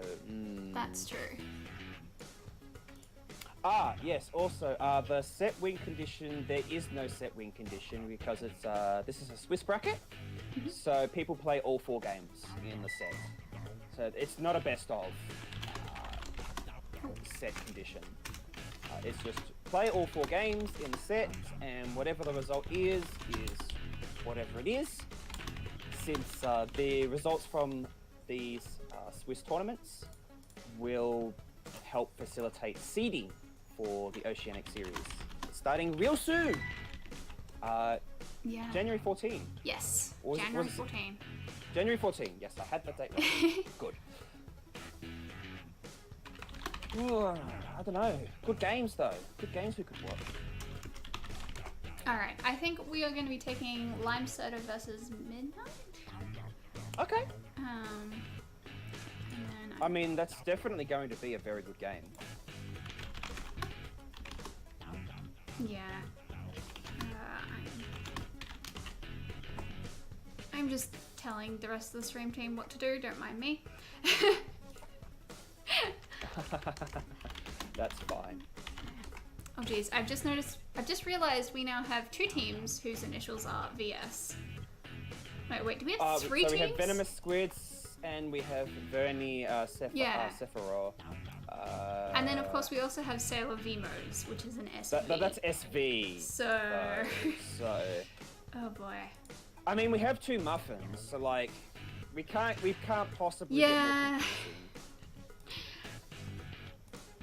For surely we can't get more confusing unless we have like 3 mats and 5 gyms. Then we might have a problem. True. Oh, I can't type today. No, that's Alright. that's me every day, so that's fine. To be fair, my keyboard is dying. I was actually looking at keyboards yesterday, trying to decide what to buy. But you know it's bad when it gets to the point where some of the keys only work half the time? Ah, yes. Yes. Yeah. Very familiar with that scenario. Mm. That or when you have sticky keys where you're holding the shift button for a bit too long, and then your second letter is always capital. Or the other way around, where the first letter's not and the second letter is. Or when you hit the space bar, but you don't hit it right in the center where the actual input is, so it doesn't count as a space. And then you just have this rubbish sentence with used words everywhere. Yeah, yep. Yeah. I mean, I should probably try and watch some of those old, like, typewriter training videos, because, I mean, sounds redundant because who uses a typewriter, but the keyboard is the same, and the way some of those people use the type and the speed, ooh, without making mistakes. Yeah, that's the bit that I would struggle on.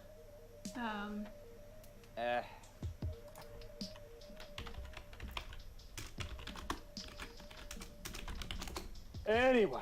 Alright, so password is... We have a round 4, and I have a password. Yep.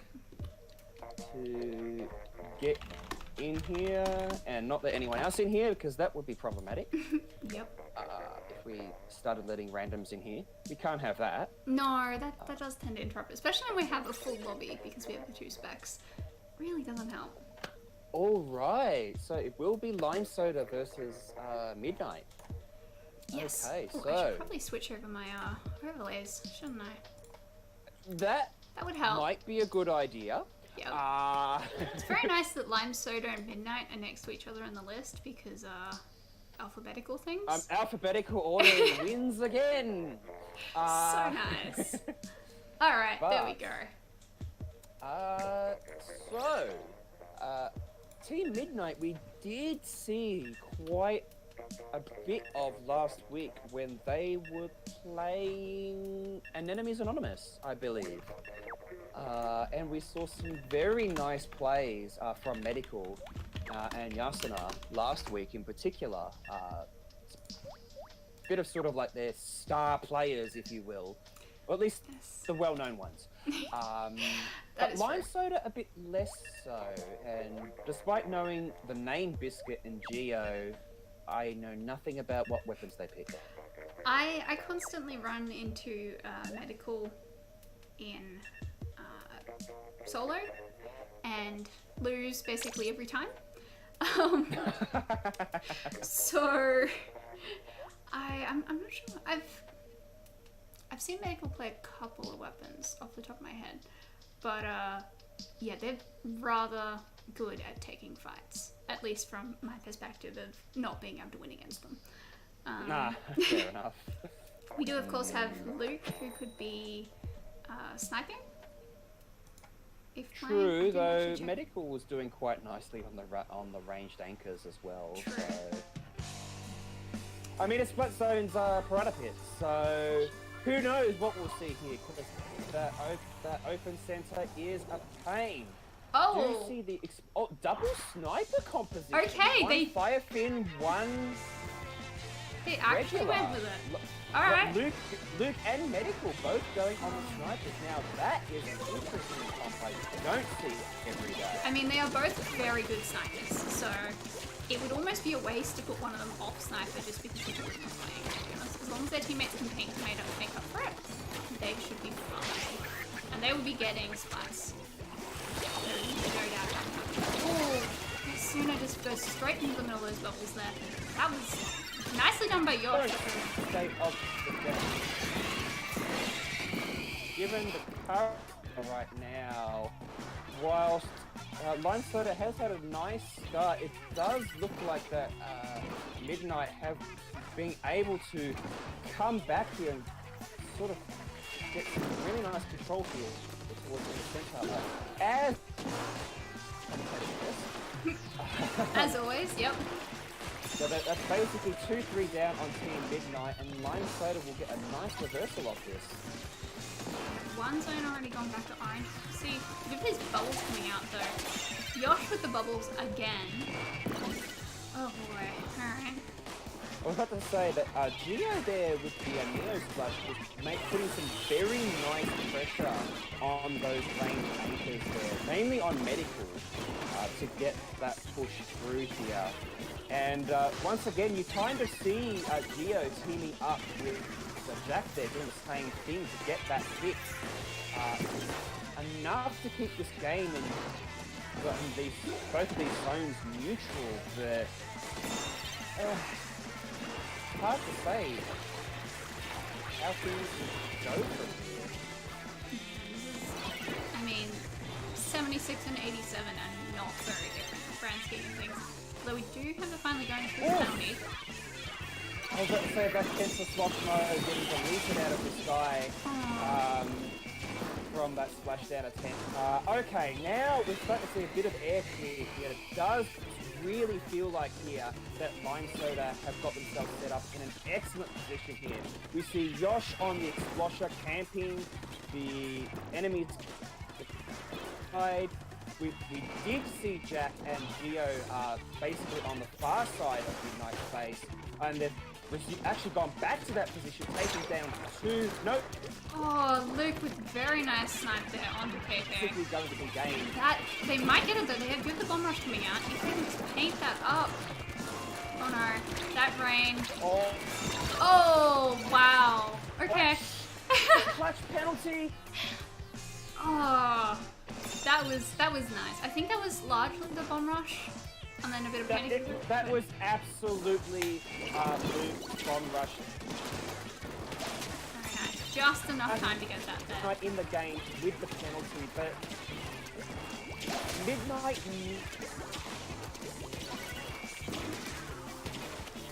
spawns You're dropping out again, there, Toad. That's alright. It goes back and forth. Oh, Luke did the snipe again, and now the bomb rush again.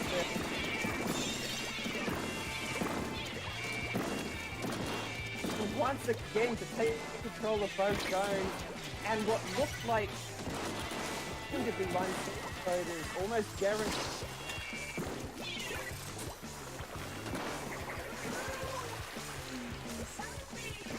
Here.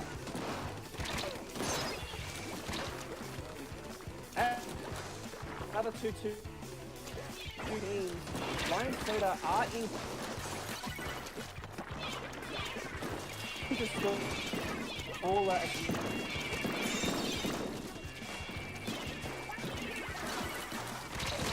so I should use my commentator's curse more to, use psychic powers and predict what will happen. No. Anyway, the desync spawn on Midnight's side is here for them to be able to make something of this. Yasuna's baller is sinking quite nicely here with Medical's Stingray, but unfortunately, Medical going down almost immediately. There's only 10 seconds left. No, that's a wipe. That's over. That's his game. And, yeah, Biscuit there doing a little bit of a jig, knowing that that's their game in the bag.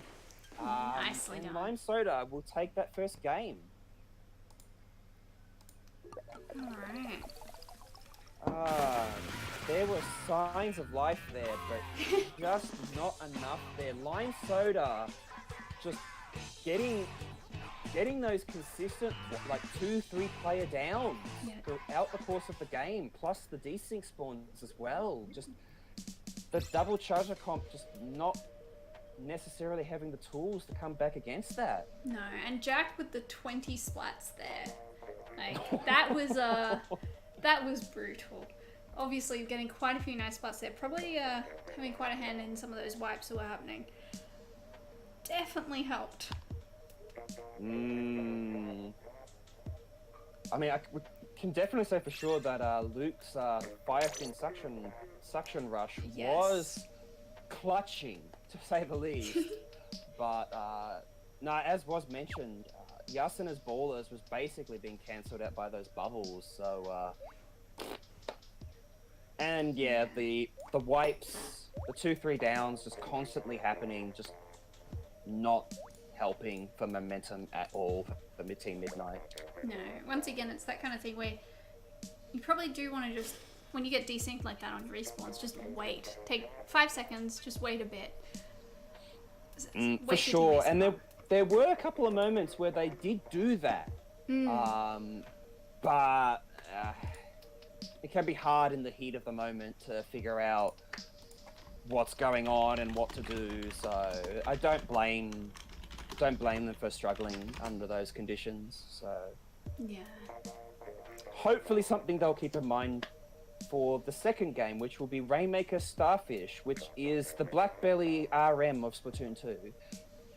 Except the fact that we also have Black Belly RM in Splatoon 2. So, it's the second closest thing. Oh dear. It's the closest thing to Rainmaker. Yes. Rainmaker Black Belly, aside from Rainmaker Black Belly. So. Yeah, it's. And the map redesign did not help. No, Sorry, it didn't help.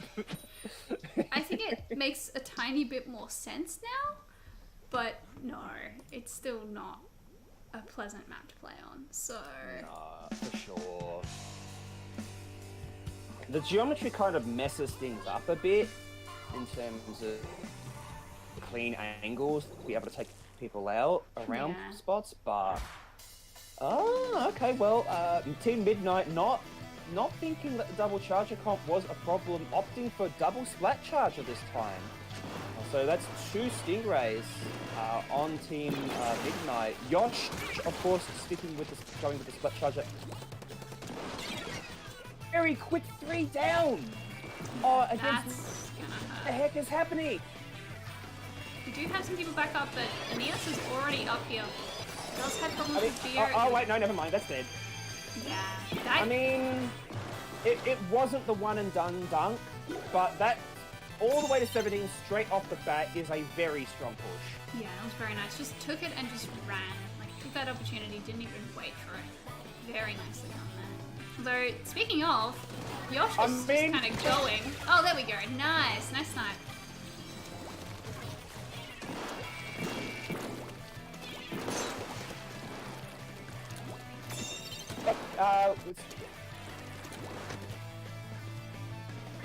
Tracks. And will buy the time that Team Midnight needs to be able to get some control back.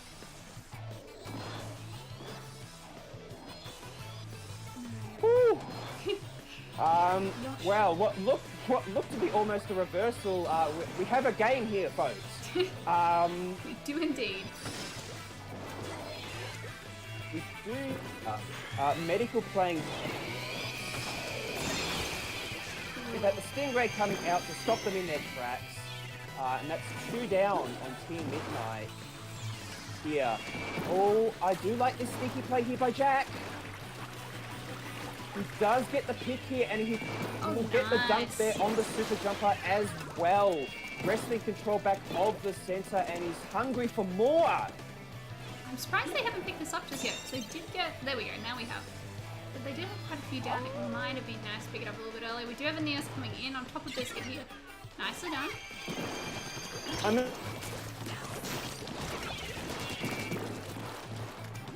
Line Soda taking their time.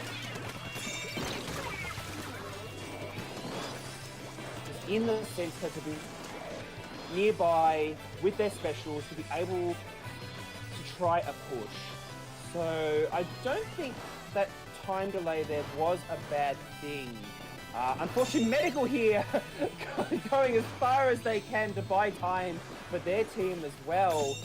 But it might not be enough, so that's 3 down on Team Midnight. And it looks like all that effort might... Alright, we got a couple of trades going back and forth at the moment. And now we have a Stingray. That will be cutting off for a bit. Bring up here where I say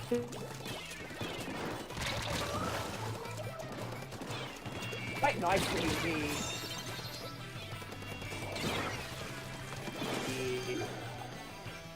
the medical, I guess, trying to get the fish out of there, but unsuccessfully able to do much.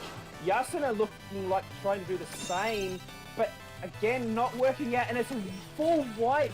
Limestone should be able to get the lead here. Will they get the dunk? That's the dunk. Well done. Nice.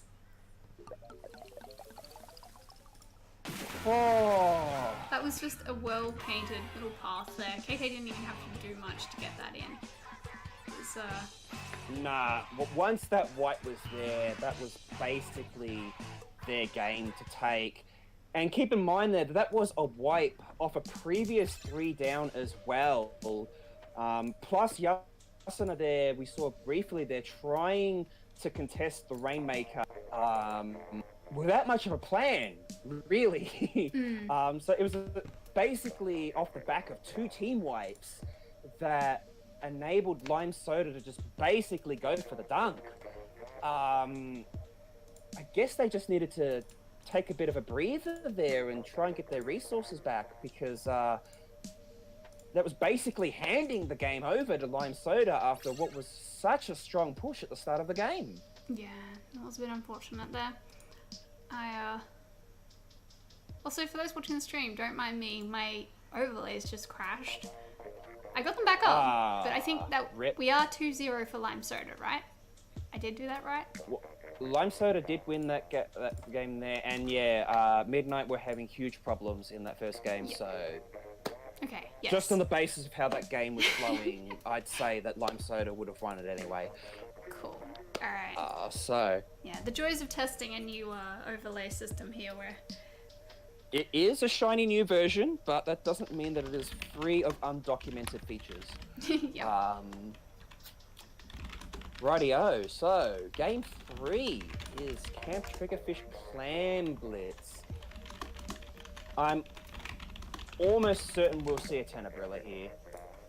Like, Yes. Camp Triggerfish and Clam Blitz in particular, like, this was where people were using Tenebrilla before it became the meta. I mean, that's what they are, Alley Cat. It's not a bug, it's an undocumented feature. It just wasn't put in the manual. It wasn't timed. Well, how long have we been... Anyway. Yeah. TBs, like, Camp Triggerfish and TB is like... It's no surprise Tenebrilla found a home here first, of all places. Because with the goal, you basically have that straight, narrow alleyway, and the Tenebrilla shield, once it's deployed, just provides so much cover and denies so much area if you are pushing with that. And if you have bubbles on top of that, like... Yeah. Whew. Rain as well, even just for the chip damage there, that can make it quite nice. The other team basically has to flank your Tenta to get anything done at that point, and I mean, there's a couple of ways, but they're not the fastest paths, so definitely I mean, helpful. you do raise a good point there, because the side path with the nets is actually a viable flank, since that area does connect back up to that central alleyway on the base side. And you can just traverse over that freely without having to go over the nets. Like, there is a solid path connecting over the water. So that is actually an option, but it can be tricky to get it to work. So we will see how they go here. Midnight here taking their time, considering their team composition, as they've taken pretty much the whole time to actually hit the OK button. So potentially some deep consideration there as to how they'll approach this game. Should definitely be interesting.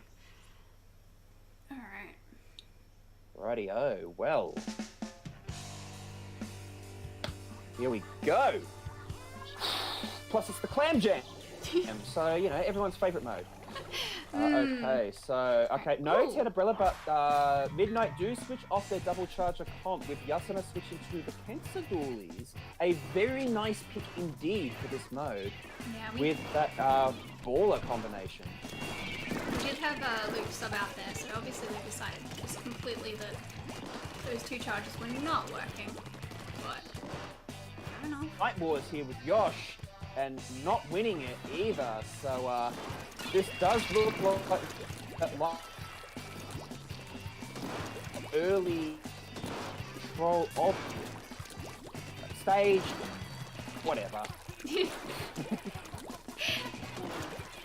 Oh, alright, we have... Oh, did that splash down? What? I'm not quite sure Fairly shut down by medical with 2 going down there. Biscuit is forced to retreat with the power clam. Oh. And an unfortunate positioning for the splat there as they drop the power clam into the water. That's a rip. That's a rip indeed. When even the power clams can two-dos. Oh dear, really, Turd? Really? I mean... Fair. That's about right. Alright, what do we did have 2 down on both sides for a second there, but... Where are we? Okay. So well, there isn't the tent umbrella. There is the bubbles coming out. Squeezer, but Limestone ending there. In combination with their rain to retaliate, along with the numbers is played there. Yeah, that was very nice shutdown. Biscuit now has a ball. Let's see. Oh, Yosh and Medical just trading out with the snipes. These sniper wars are something to watch because those 2 are at it today. Alright, we have this coming in there with the baller. It does for Biscuit to dunk with the power clam. We also had that splash down come in. I don't think they actually got Tracing, it. I guess. What do we call that? Where you? Probably someone's wasn't gonna kill me watching for that name. Stop Gio was talking, desperately trying to just let some clams with the. So that pushes over.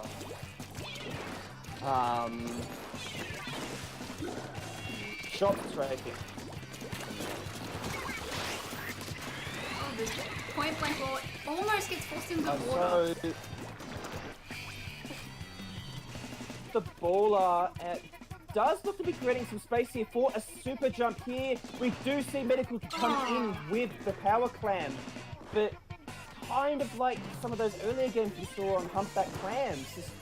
They got the dunk and there's just no follow-up. Basically handing a free pity clam over.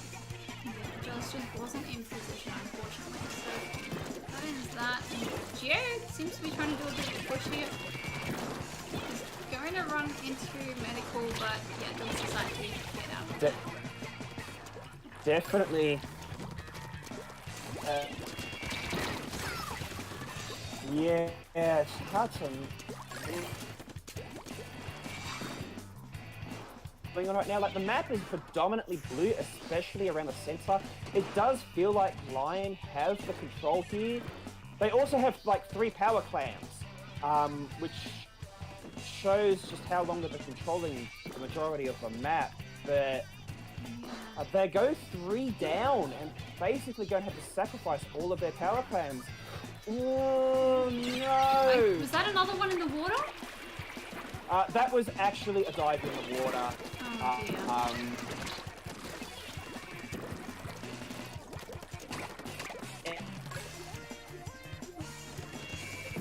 In with some sneaky clams as well, Nice. but is basically dunked on by 3 other players. There is not a lot of time left in this game, but Lime Soda do have the pity clam to try and create an opening here. So Midnight really need to play their cards carefully here, or they could be facing a quick reversal here in these last few seconds. Yeah, I was about to say nobody picked up that pity climb yet. Biscuit has just gone to get it. Looks like they might be trying to... we got the baller coming in from Jack. I assume that's going to be a he's jump. going in for the jump. That might be... He does get the dub. They do need a couple... so far away from the goal, and I don't think he's going to make it. No, Yosh goes down. No. That was quite unfortunate. They threw a lot of resources to get that dunk, but by the time they had a meaningful open, they were 3 down, and Yosh was so far out of position to come in and get a couple more clams in. Nah. That was a very nicely played defense there by Team Midnight there. Alright, that does mean we are now 2-1 to Lime Soda. We have 1 match left, so maybe this could go even? I mean... possible yet. We do have TC Sturgeon next. So... Sturgeon, you say? Yep. I see. Well, I mean... If Midnight get a convincing wipe at the start, their double charger comp could be very disgusting to fight against on this stage. They haven't subbed though, so they don't have Luke to actually run that one right now. So Ah, they still only yes, do have the one. That is a good point. I did not recognize Enios swapping in there for Luke earlier, so... Okay, that's probably not going to be on the cards. Yeah, so we will still probably have the 1 sniper each still. For sure, like I can't see Medical swapping off that. No. And even if Medical gets set up in a good spot on the Great Perch in center, like that could be a very powerful position. I mean, even Yosh as well, who was going toe-to-toe with Medical last game, so... Yeah. I do like sniper battles. I really do. Especially when they are playing, you know, the same range. It's True, but I mean, you could also argue they could be a little overrated because, you know, I mean, they're nice to watch for sure, but like, doesn't that mean that the rest of the team isn't doing anything meaningful while, you know, pushing or actually fighting each other to get a push happening or something? I don't know. I feel like if the Chargers are fighting each other, like, something's going wrong here. True. You are basically, like, the rest of the team are down to a 3v3 at that point. Because, yeah, it does take them out of the game. That is a good point. No, Midnight were playing double Charger in their first 2 games on Piranha Pit and Starfish. Yeah. When they had Luke playing for them. But that wasn't the case in the last game because I didn't realise Luke wasn't playing. Alright, so yeah, Yosh on Charger, Medical on Charger, unsurprisingly. Biscuit with the NZAC 85 for armor, and Gia on the Custom Blaster. Geo is quite good with that, from what I can remember, so... Good one to watch. Speaking of... Is it? Oh no, immediately goes down to the Clash.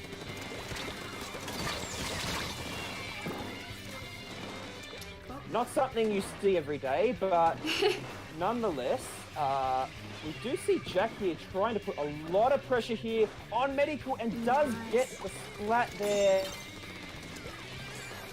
He's still just sitting here, has the inkjet out, nice. Big push here that Lime Soda need, and this is interesting.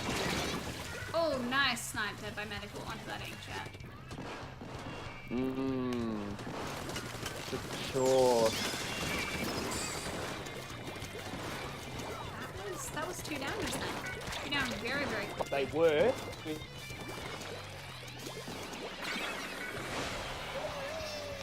Momentum.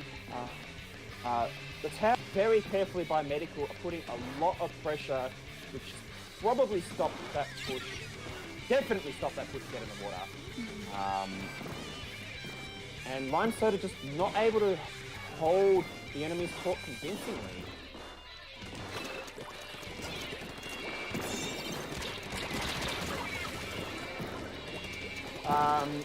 Oh, well,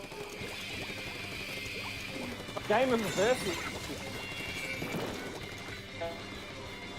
here for Midnight to get a good push here has been stopped dead by Lime Soda, helped backed up by the Stingray there, but as I say that, it looks like it's going to be reversed. Oh wait, no.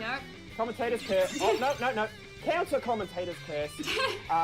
Lime Soda going 3 down. That push is dead as well. What looked to be an opening there for Lime Soda then turned into not, but then turned back again because Yasina's flat roller went down, but then died again.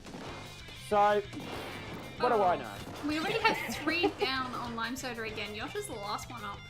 Kira's coming in, but that was a bit unfortunate. Okay, we do have the Stingray coming out. The gonna hurt. Stingray will stall for a while, but it is interesting how that Ray was not focused a lot on the tower and was, I guess, instead trying to go for Yasuna or someone else that was in the center to try and take out the support. Nonetheless, it seems to have worked because Lime Soda have at least forced it back to at least some kind of neutral. Medical is way out of position there, gets dunked on by Biscuit. So this should let Lime Soda have another able to push this tower.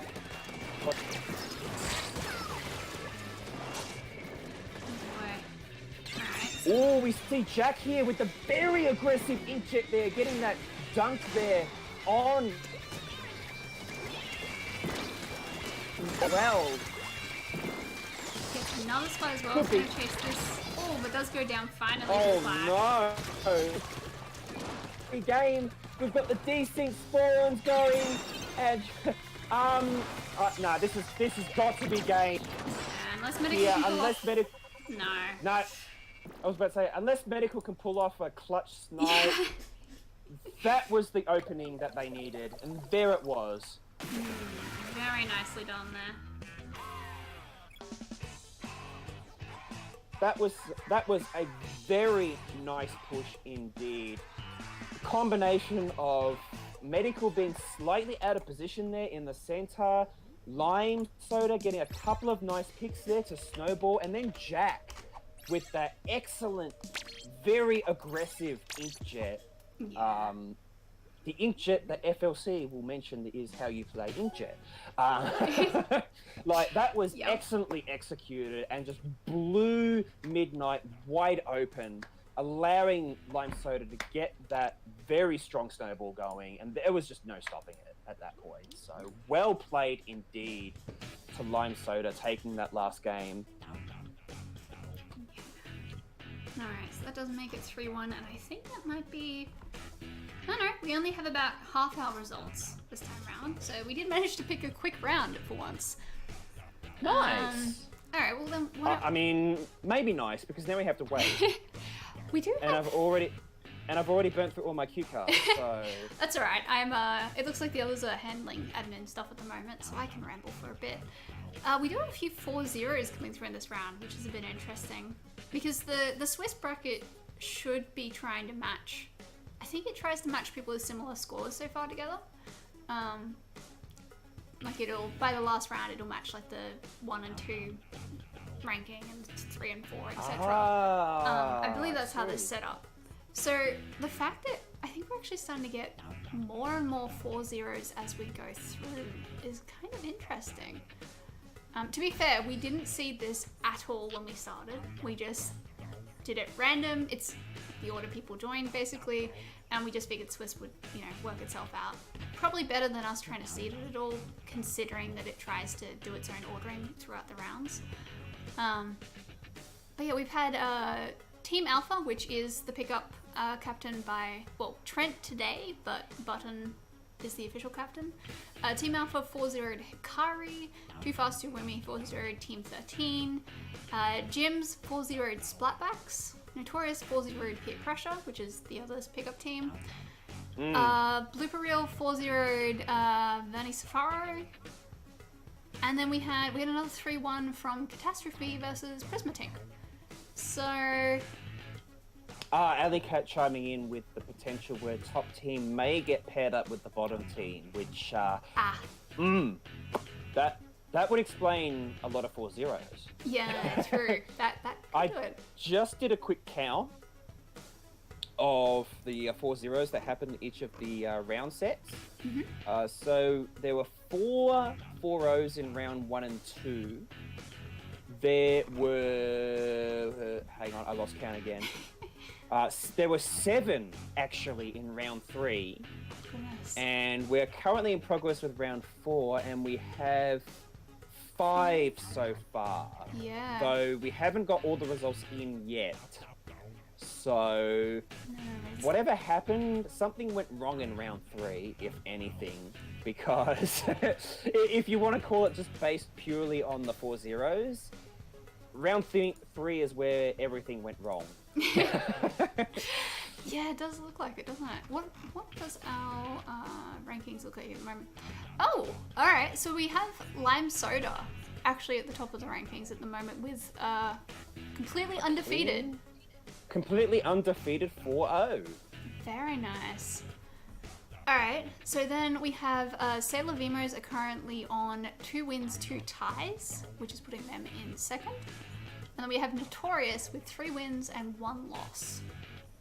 Wait, so 2 wins and 2 ties is higher than 3 wins and 1 loss? Apparently.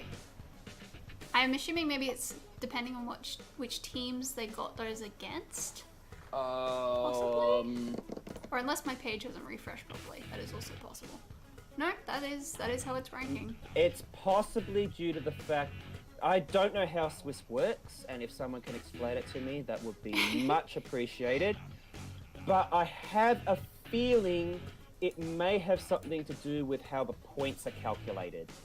Because apparently both Sailor Vimos and Notorious both have a score of 3.0, but Sailor Vimos has a point delta of 8, whilst Notorious has a point delta of 10. So ties must count for less points, as in points missed. Yeah.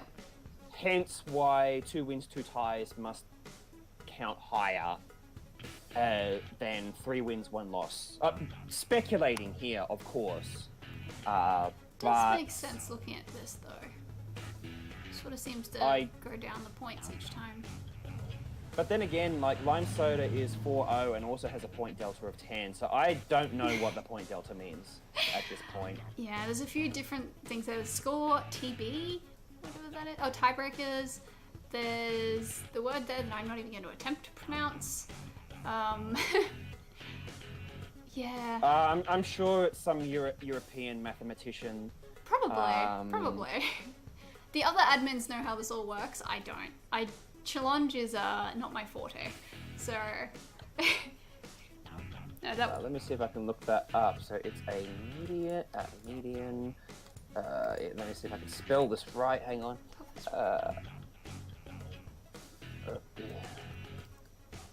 Top first and bottom scenario they mentioned should only occur in round 5. Buckholes sister. Buckholes also spelled Buckholz.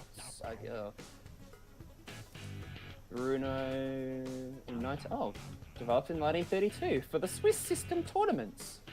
There you go. Huh. Okay. That's The method is to give each player a raw score of 1 point for each win and half a point for each draw. When used as an alternative scoring system, it calculates each team, or it says player because it was for chess, but team, I guess. And it adds the scores together, blah, blah, blah, blah, blah, blah.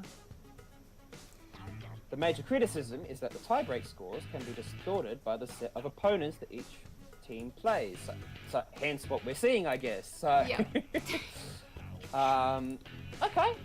I'm just reading off Wikipedia, by the way. I'm not doing anything fancy. Fair enough. No, it's possibly something I should learn at some point. Although, at least for this, because this is a seeding tournament, we do actually look at what scores you get against which teams and not just the overall ordering in the end. That is true, but I mean, isn't the league essentially one giant Swiss? When you really think about it, or is that not how it works? I guess we're dividing up divs and I mean, especially with playoffs. If you divide up divs, like each team plays each other team in the div, so it's essentially a giant Swiss, right? Or am I just completely wrong here and just off base? And it's just like, no, you don't know what you're talking about. Just stop. I mean, I don't know any more than you do, so I can't say anything. Oh goodness! Galaxy brain. Galaxy brain. All right, we have round 5 matches. So we do. Let's see.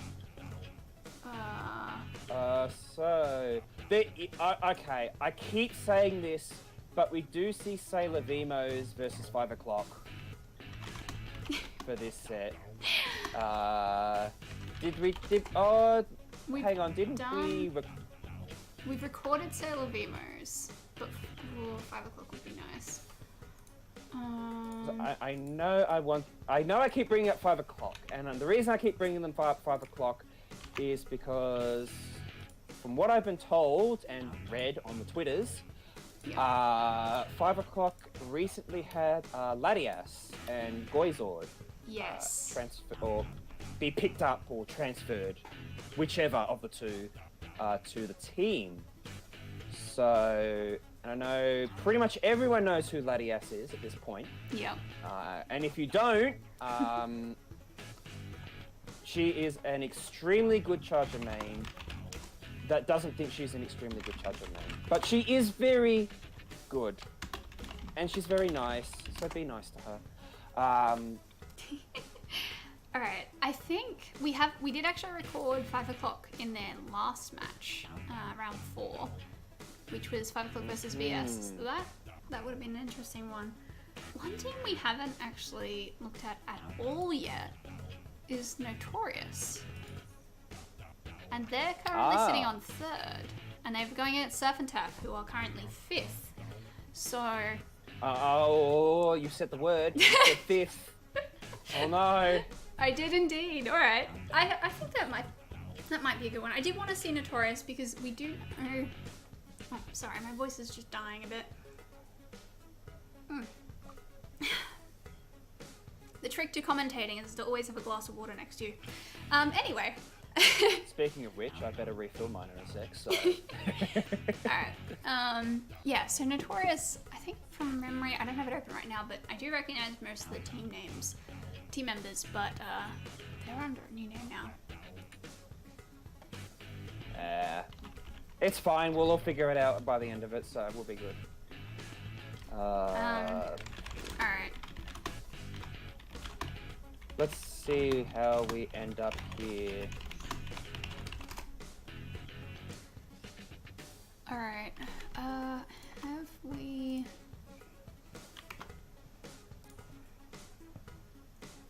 I'm just looking through all these lists. Oh goodness.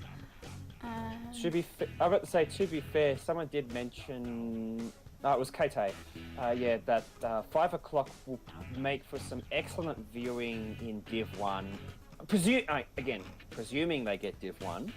I don't see much reason why they wouldn't with such strong players on their team. But we can't say that they will be in Div 1 at this point. That's the point of this tournament. But they definitely will be one to keep an eye on over the course of the league if we don't get around to looking at them here today. But there will be plenty of opportunity. Like, this is like the teaser, the warm-up, if you will, for the league. So definitely. Alright, I think I am going to take Notorious. Notorious versus Surfin Turf, that sounds like a good one. And just been... Alright.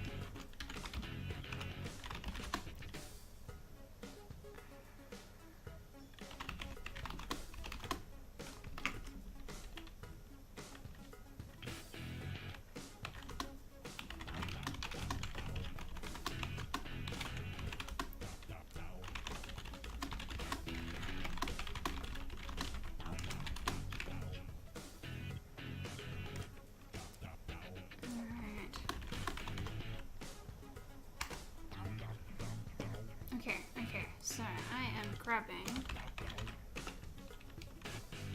Notorious versus Surfin Turf.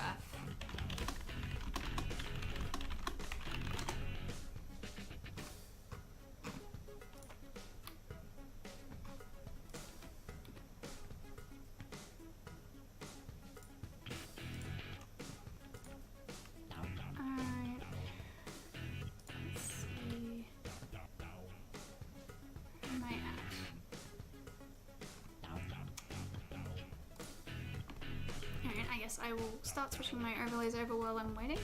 So, let's see, we're going to Notorious. This will remind me what the rosters are for these teams, which will be very helpful. Alright, there we go. Notorious. Nereza, Shane, Ben Noah, Brad, Kaz, and Harrison. So a few names that I recognize there. I think this will be an interesting matchup. I think Surf and Turf have recruited a little bit since last season, so we have a few changes there. But I don't know. I'm keen to see what Surf and Turf can do with these new players. So I'm kind of hoping they're playing today, to be honest. Wait a minute. Isn't the program for the overlays called Surf and Turf, or is that Surf Control? Oh, that's Surf Control. No, I'm getting that again. Horrible with names. I'm sorry. Close. But, I don't know, Surf and Turf was reminding me of like, wait, isn't that what the program's called? No, wait, no, that's Surf Control. All right. I should have someone from these teams added, surely. Oh goodness. It's fun when you're doing something like that. Like, we have 250 something people in this tournament right now, and just from the various seasons, I have all the captains and various other people added. So currently, my lobby is my lobby screen is a bit full. I see. Yeah. I mean, at least friends list is 300 people now instead of 100. Yeah, that is helping a lot. Oh, there we go. All right, I have found a lobby. Very good. Alright. Do we have a password though? Yes. There you are. Awesome. That is the way I like it. Alright, well. Also, yes, I see people giving much love for Box of Chocks. Actually, let me bring up my data, because he was on another team last week. AA. Yes, that's right. He was on An Enemies Anonymous. Yes. So we had a couple people that were still sort of trying out last week apparently, and so there's been a few changes there. That's right. I was going over all the games from last week, compiling my data spreadsheet, and yeah, Box of Chocks is one that I saw a lot last week. Yeah. A cursory glance to me suggests that he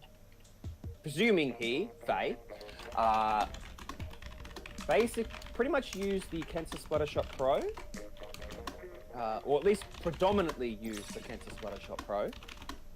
Pac-Man was Snowman last week, I remember that much.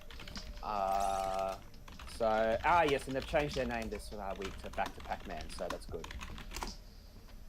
I was wondering, who the heck is Snowman? But no, it's just Pac-Man. Yeah, because we have with a different name. We have said this season that we do want people to use a name that is obviously recognizable. We have made that in the rules, partly for commentators, partly for the other teams, partly just so we can check rosters, because of course subs are not allowed in this series. So we have had a few people either change their in-game names, English, very quickly, or I've also been submitting name change requests in our player transfers channel, so that they can change their name on our list, so they can use whatever their in-game name now is. Good. Yeah, because I personally was getting very confused with Nameless's roster last week. Yes. Because apparently the roster wasn't updated in Surf Control yet, but like I was looking at the roster that was there and the actual players that play it. I'm just looking at like, there are no players playing on this team that are on this list that have the same name. What is going on? So yeah, that was a moment of extreme confusion, but hopefully a bit less of that will happen from here on out. Anyway, Notorious 6, or just Notorious versus Surf and Turf, and we are on the reef with Clan Blitz. Yeah, this is I still haven't played this much since it changed, and I'm not sure what I think. I've been playing this a lot in solo queue, and I hate bubbles. But bubbles is basically my pet hate on this stage. Interesting to see Toby running Thermal Ink Dynamo Roller. I mean, Thermal Ink is definitely... Let me get there. Too often. He is a dynamo main, Well, so he's very used to that, so... let's see how he does that. Well, it does... I was about to say... I'm going to just call them Bird because it's the closest that their name says. Bread. That would be bread. It's bread. See, this is why you've got to have readable names. Anyway, what I was going to say was that despite Notorious 6 being 3 down, Bread, who was basically...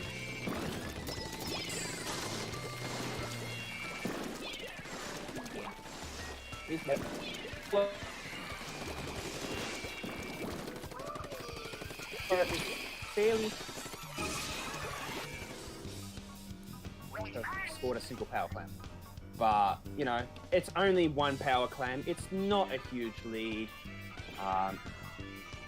The only way it will mean something is if Surf and Turf have the best defense in the world for the next 3.5 minutes. Yeah, and that can be quite hard on this map because it is fairly open. There's plenty of ways to approach the basket. So, good luck locking the team out. I see. Apparently I've also turned into a robot, so... Yeah. I'm starting to have a theory that it's only... Oh, nice. Was that 3 balls? All at once? That was 3 balls. Oh, and I'm goodness. sorry if that was robot 3 balls. No. But that was absolutely 3 balls, plus a couple of extra clams as well. That was a very strong push from Notorious. So much, yeah, that ultra defense is not happening. Yeah, that was very nice. Also, I have a theory you are only going robot whenever I'm not on overhead. So, I'm just gonna use overhead. It's fine. Right, I mean, let's test that theory. I mean, this is probably going to be potentially boring for the viewers, but I'll do my best. That holds, so... Robot 3 ball, unfortunately. Rest in peace. Anyway. So, we did see Boxer Chocks trying to go in there for a very aggressive push, but not much to back him up there.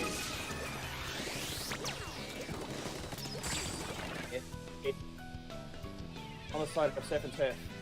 But we see here in the middle here how Notorious is basically keeping in, you know, fairly close proximity to each other to help cover. There are 2 power clams in their position though, so that is half the team basically straight up march. And we did see Pac-Man there trying to go for that flank to take one of them out, but again,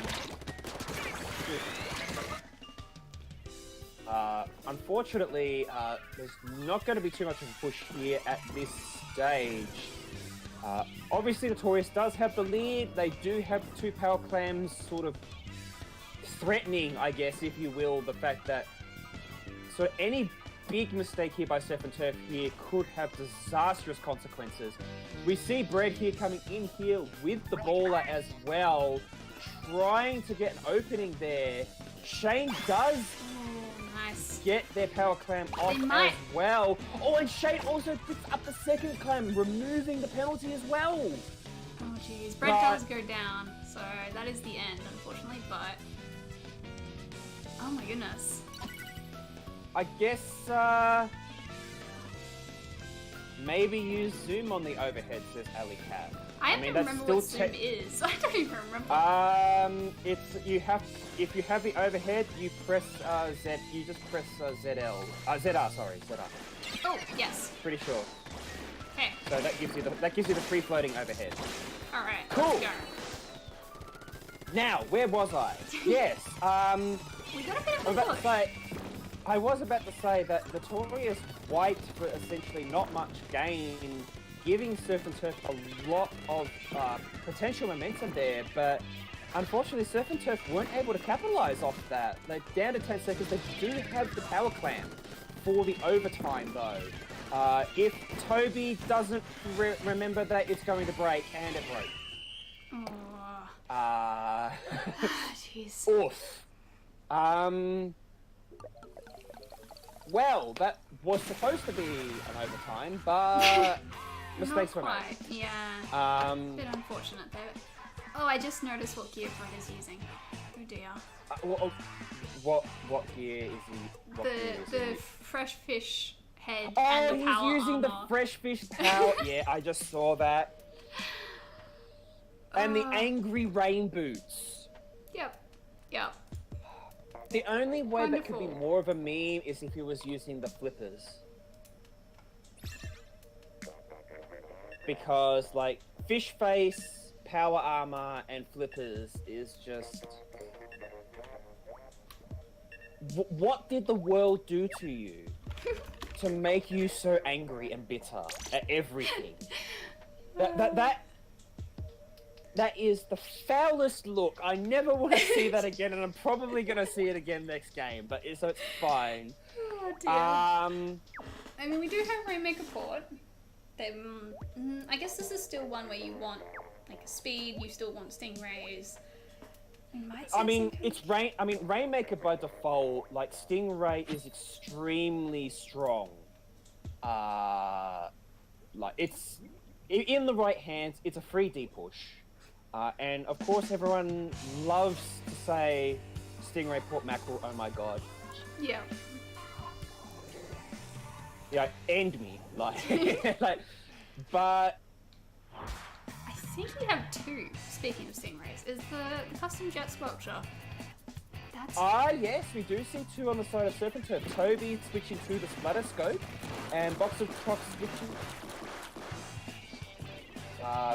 Also, I was also got to mention that Pac-Man with his Octo Shot and the two mains, quick respawn and stealth jump, is basically all they used every single game last seeding for. So, somewhat predictable at this point, but if it works, who cares? Now, onto the game. Box of Chocs actually gets a sneaky push there to 67 there, despite having two down on their team. Not the strongest of pushes to start, but it is something to start the game off.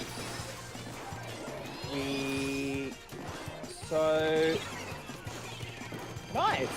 So, what seemed to be Shay there, playing safe there, the Rainmaker, Pac-Man exploiting that weakness and going straight in for the kill. And now trying to snowball some momentum here with the jetpack. Get a very nice snipe from Nereza as well. But both jetpacks being taken out of the air, there will be nothing off this attempt here. And Notorious will hold for the time being.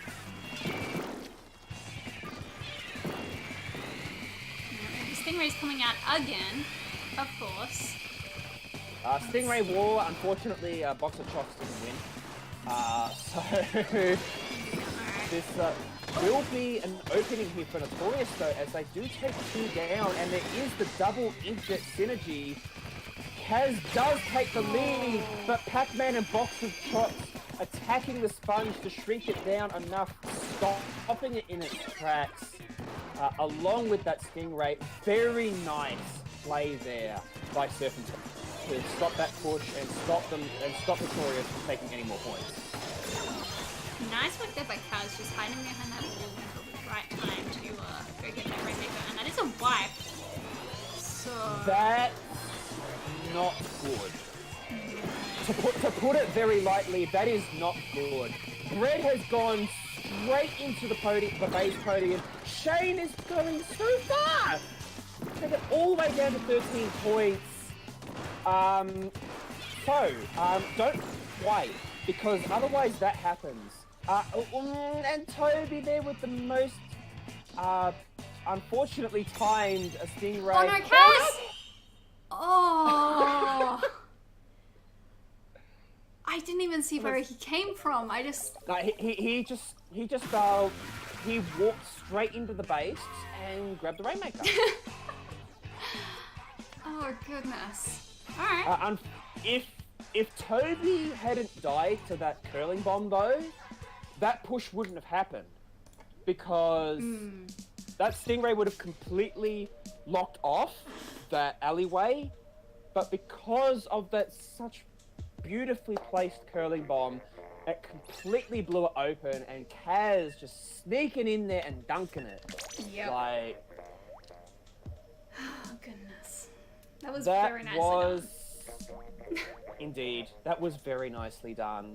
And I said the fact that that Surf and Turf wiped earlier,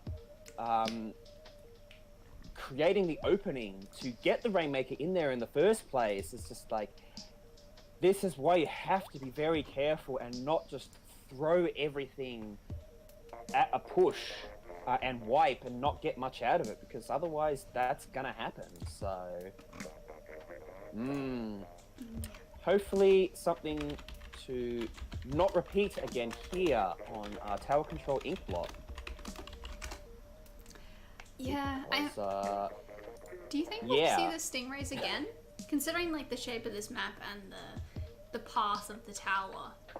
I mean, Stingray is a good option to have to de-push, as well as potentially pushing if you take control of their plat. True. But it's really more of a thing that helps snowball, if you will. Yes. Already happening. Taking the plat in and of itself is the key.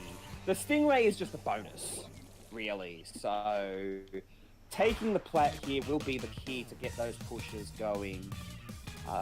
Don't see... Oh, we see Boxer Trash go back to the Kensa Splattershot Pro, as expected. So that's a nice push there for the time being.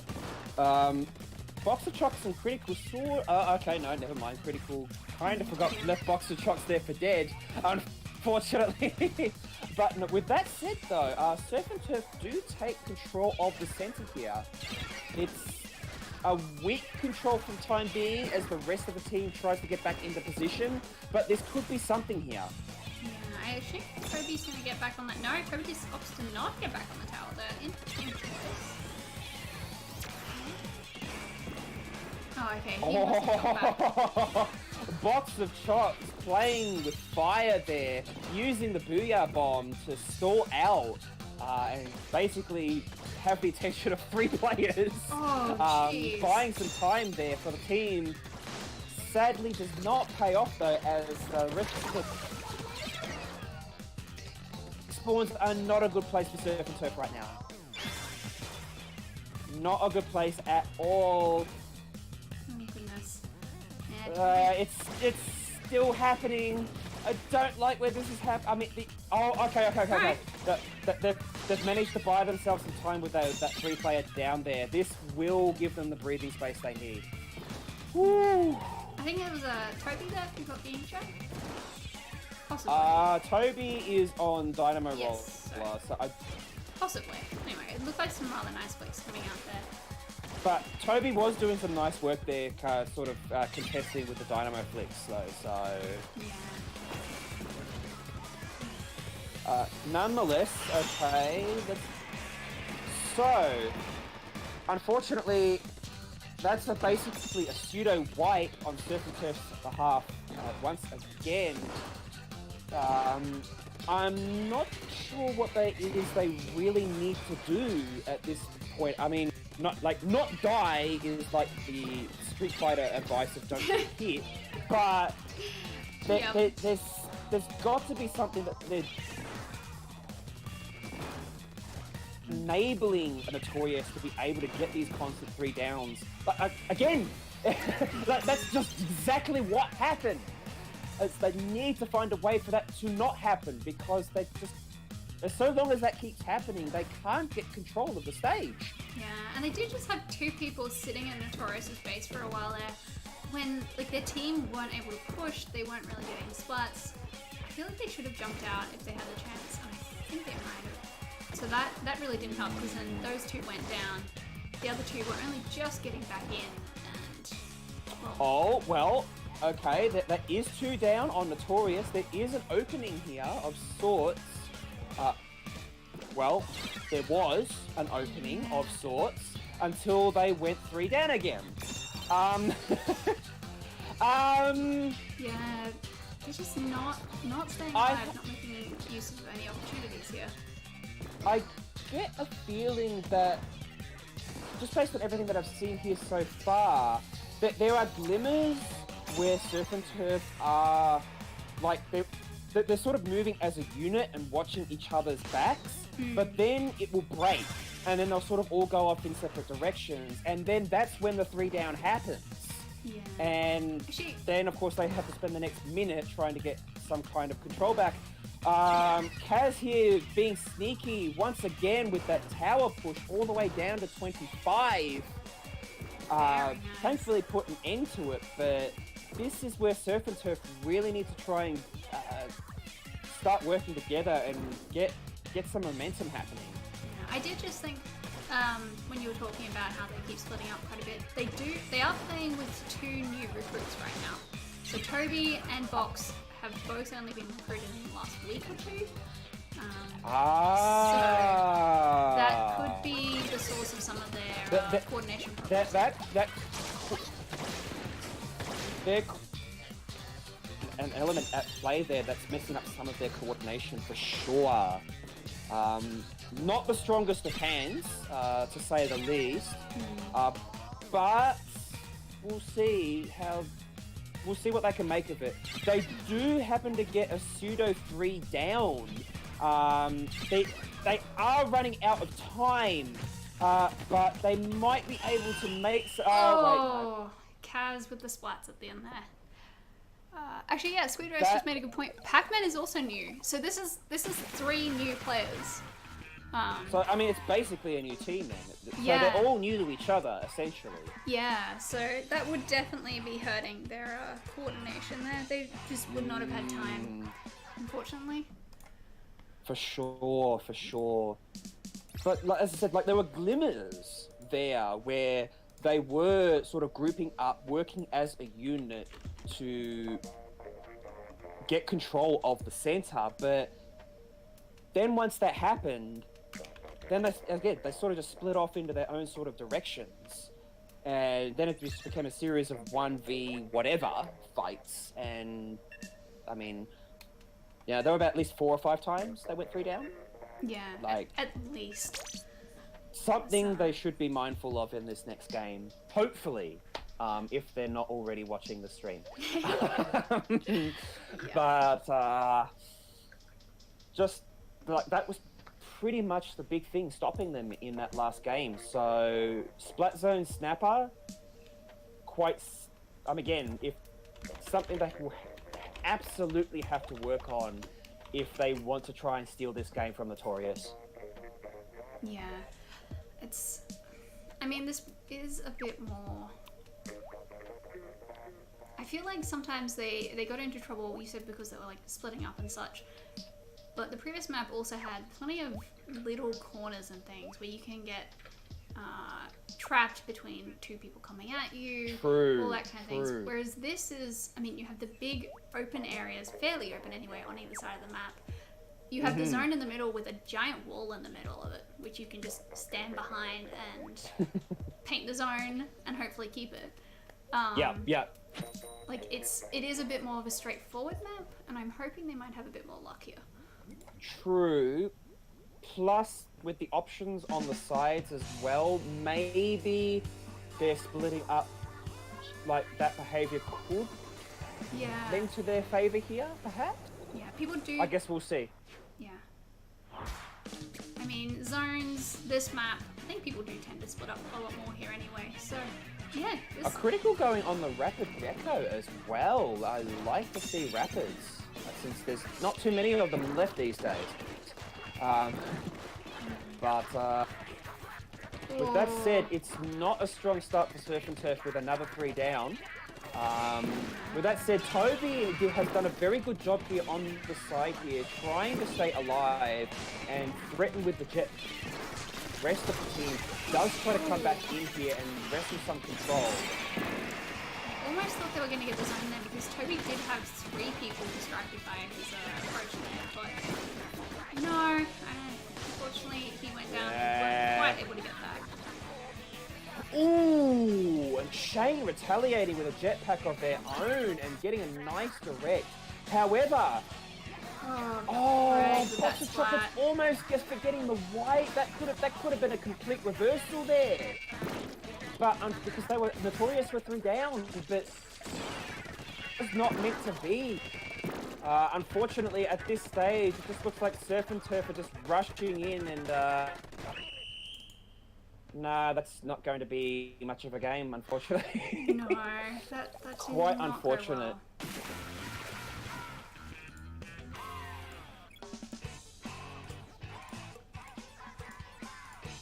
There was a couple of rather unfortunate jumps there as well, where people just jumped too close to the front line, too close to the zone, and just went straight down. Yeah. So that's definitely something that would be easier to work on, at least, than team cooperation, I think. But yeah, for sure. What was that? The 4th game? That was the 4th game. That was it. Oh, that was the 4th game. Oh. I thought for some reason I was only thinking that was the 4th round. 3rd round? Don't worry, my brain is not here. Whatever. Don't worry. We've been streaming for a good few hours now, so not surprised. I see. But alright, so that's the end of that one, and looks like we've got a few more results. Let me just open this bracket, see how we're going. What do we got? Oh, actually no, we don't have any results in yet. Oh wow, so that was our first result. Wow. Yeah, it looks like it. That's rare for the stream to be ahead with the rest of the tournament. But what can I say? But yeah, that was quite a rough last game for Surfin Turf. But I mean, everyone has their rocky starts. Yeah, I mean, considering like by the end of round 4, they were 5th in the rankings. They did just go up against the 3rd team of 27, and sure they lost 4-0, but there was some moments they were holding their own fairly decently. So with 3 new players, there were definitely, absolutely, there were definitely moments there where you could feel that they could go toe to toe. Yeah. Just weren't able to keep that up consistently enough. Yeah. So really just came down to a lot of that, and which then facilitated a lot of those 3 downs. So, but something to work on. I'm sure they'll be good. I mean, that's what the season is for as well. Like it's 6 weeks to give everyone a chance to scrim, practice, strategize, whatever, and see how far you can get. So. For sure. Absolutely. Alright, since we seem to have a few people like saying goodbye, which we're at the end of the tournament, I will just quickly say, we do have a bit of an announcement, which some of you might have seen on Twitter. An announcement. We haven't done our own post about it yet, but anyone who might have noticed, we got pinged in a post from Splat KR Koshian earlier, which is the Korean Splatoon community. So yeah, they've been posting about this on Twitter because we are doing a joint Korea-Oceania tournament. Of course, that means we're invited to this. Korea is hosting this Koshian, so it's based on the Japanese Koshian tournaments, which is a turf war event. They'll be imitating the Koshian format from Japan. Did someone say turf? Yep. So yes, we have this big joint community, joint country tournament coming up. I think it's going to be amazing. We've been working on this for a very long time now. Kudos to Ali for being the organizer on our side for this one. We should have some posts about this out on Twitter and Discord, all that very soon after the tournament, as soon as we've had a quick break and had time to get our brains working again. But yeah, keep an eye out. There will be announcements. It's gonna be good. I hope we have plenty of people entering it. I'm sure we will. There's plenty of people that love Torf. So Yep. I have no doubt that we'll have enough numbers to participate in that and get plenty of good games going. So that is exciting. I'm keen to see the details myself since I haven't. Well, I saw the Twitter post, but it was in Korean. So, Yeah. And as usual, Twitter translators a little yeah, questionable. don't. Just don't. Yep. But yeah, so it's happening. It's happening. I'm just gonna post the Twitter thing in chat. Why not? I might as well. Oh yeah, that would be good. Are there rules and stuff yet, or is it just like the announcement for future announcements? It's yeah. We'll be writing up some info soon. We've got I think a decent amount of it sorted. I don't know. Ali is the one who's running this, but we did plan it. Like Ali was just saying, we did actually try to run this a few months back, but it unfortunately fell through. So this is the second attempt, but that does mean we have everything already planned from the first attempt at it. So well, hey, congrats past you. You did it. So yes, it's an announcement of an announcement. My favourite kind of announcement. But yes. So yeah, that will be happening. We've got some results saying to roll in, so we'll be announcing, I guess, the winners of the seeding tournament not too long after this. I want to do turf, so it's all new. Oh right, yes. So we have changed a bit of it up. But yeah, so that'll be out. Seeding tournament stuff will be out. I think I have a few more things. Oh, I've just got some stream team stuff to bug people about. But yeah, it's going to be a busy afternoon, week, and then we start the series proper on Jan 14th, on Monday. So, well, Monday in a week. So that's... okay, yep. Yeah, so we've got a week to do divisions. We'll be getting those out at some point. Once we've had time to pour over all the data we have. Yeah, it's getting there. It's going to be a busy couple of months. It's all coming together, which is the way you want it to do. Definitely. All right. I think after all that rambling from me, we should probably finish. I don't know much else to ramble about. I think so too. Yeah. All right. Well, thank you very much for joining me, Toad. Appreciate the no problem. Appreciate the carry with the commentary. No worries, it's fine. That's what I'm here for. It's my job. It does definitely help having a great commentator. And thank you everyone for watching. Do appreciate you turning up and generating a bit of hype around all these matches. We will have all the ones that we've recorded that weren't here. They will be on YouTube soon. The ones from last weekend are going up first. Some of them are already there. I'm working on the new ones. The other ones, these will go up sometime this week. So yeah, give them a watch. We'll post things on Twitter and stuff once we post those. But yeah. Alright, thank you very much for watching everyone. Have a wonderful afternoon. Bye! And take care!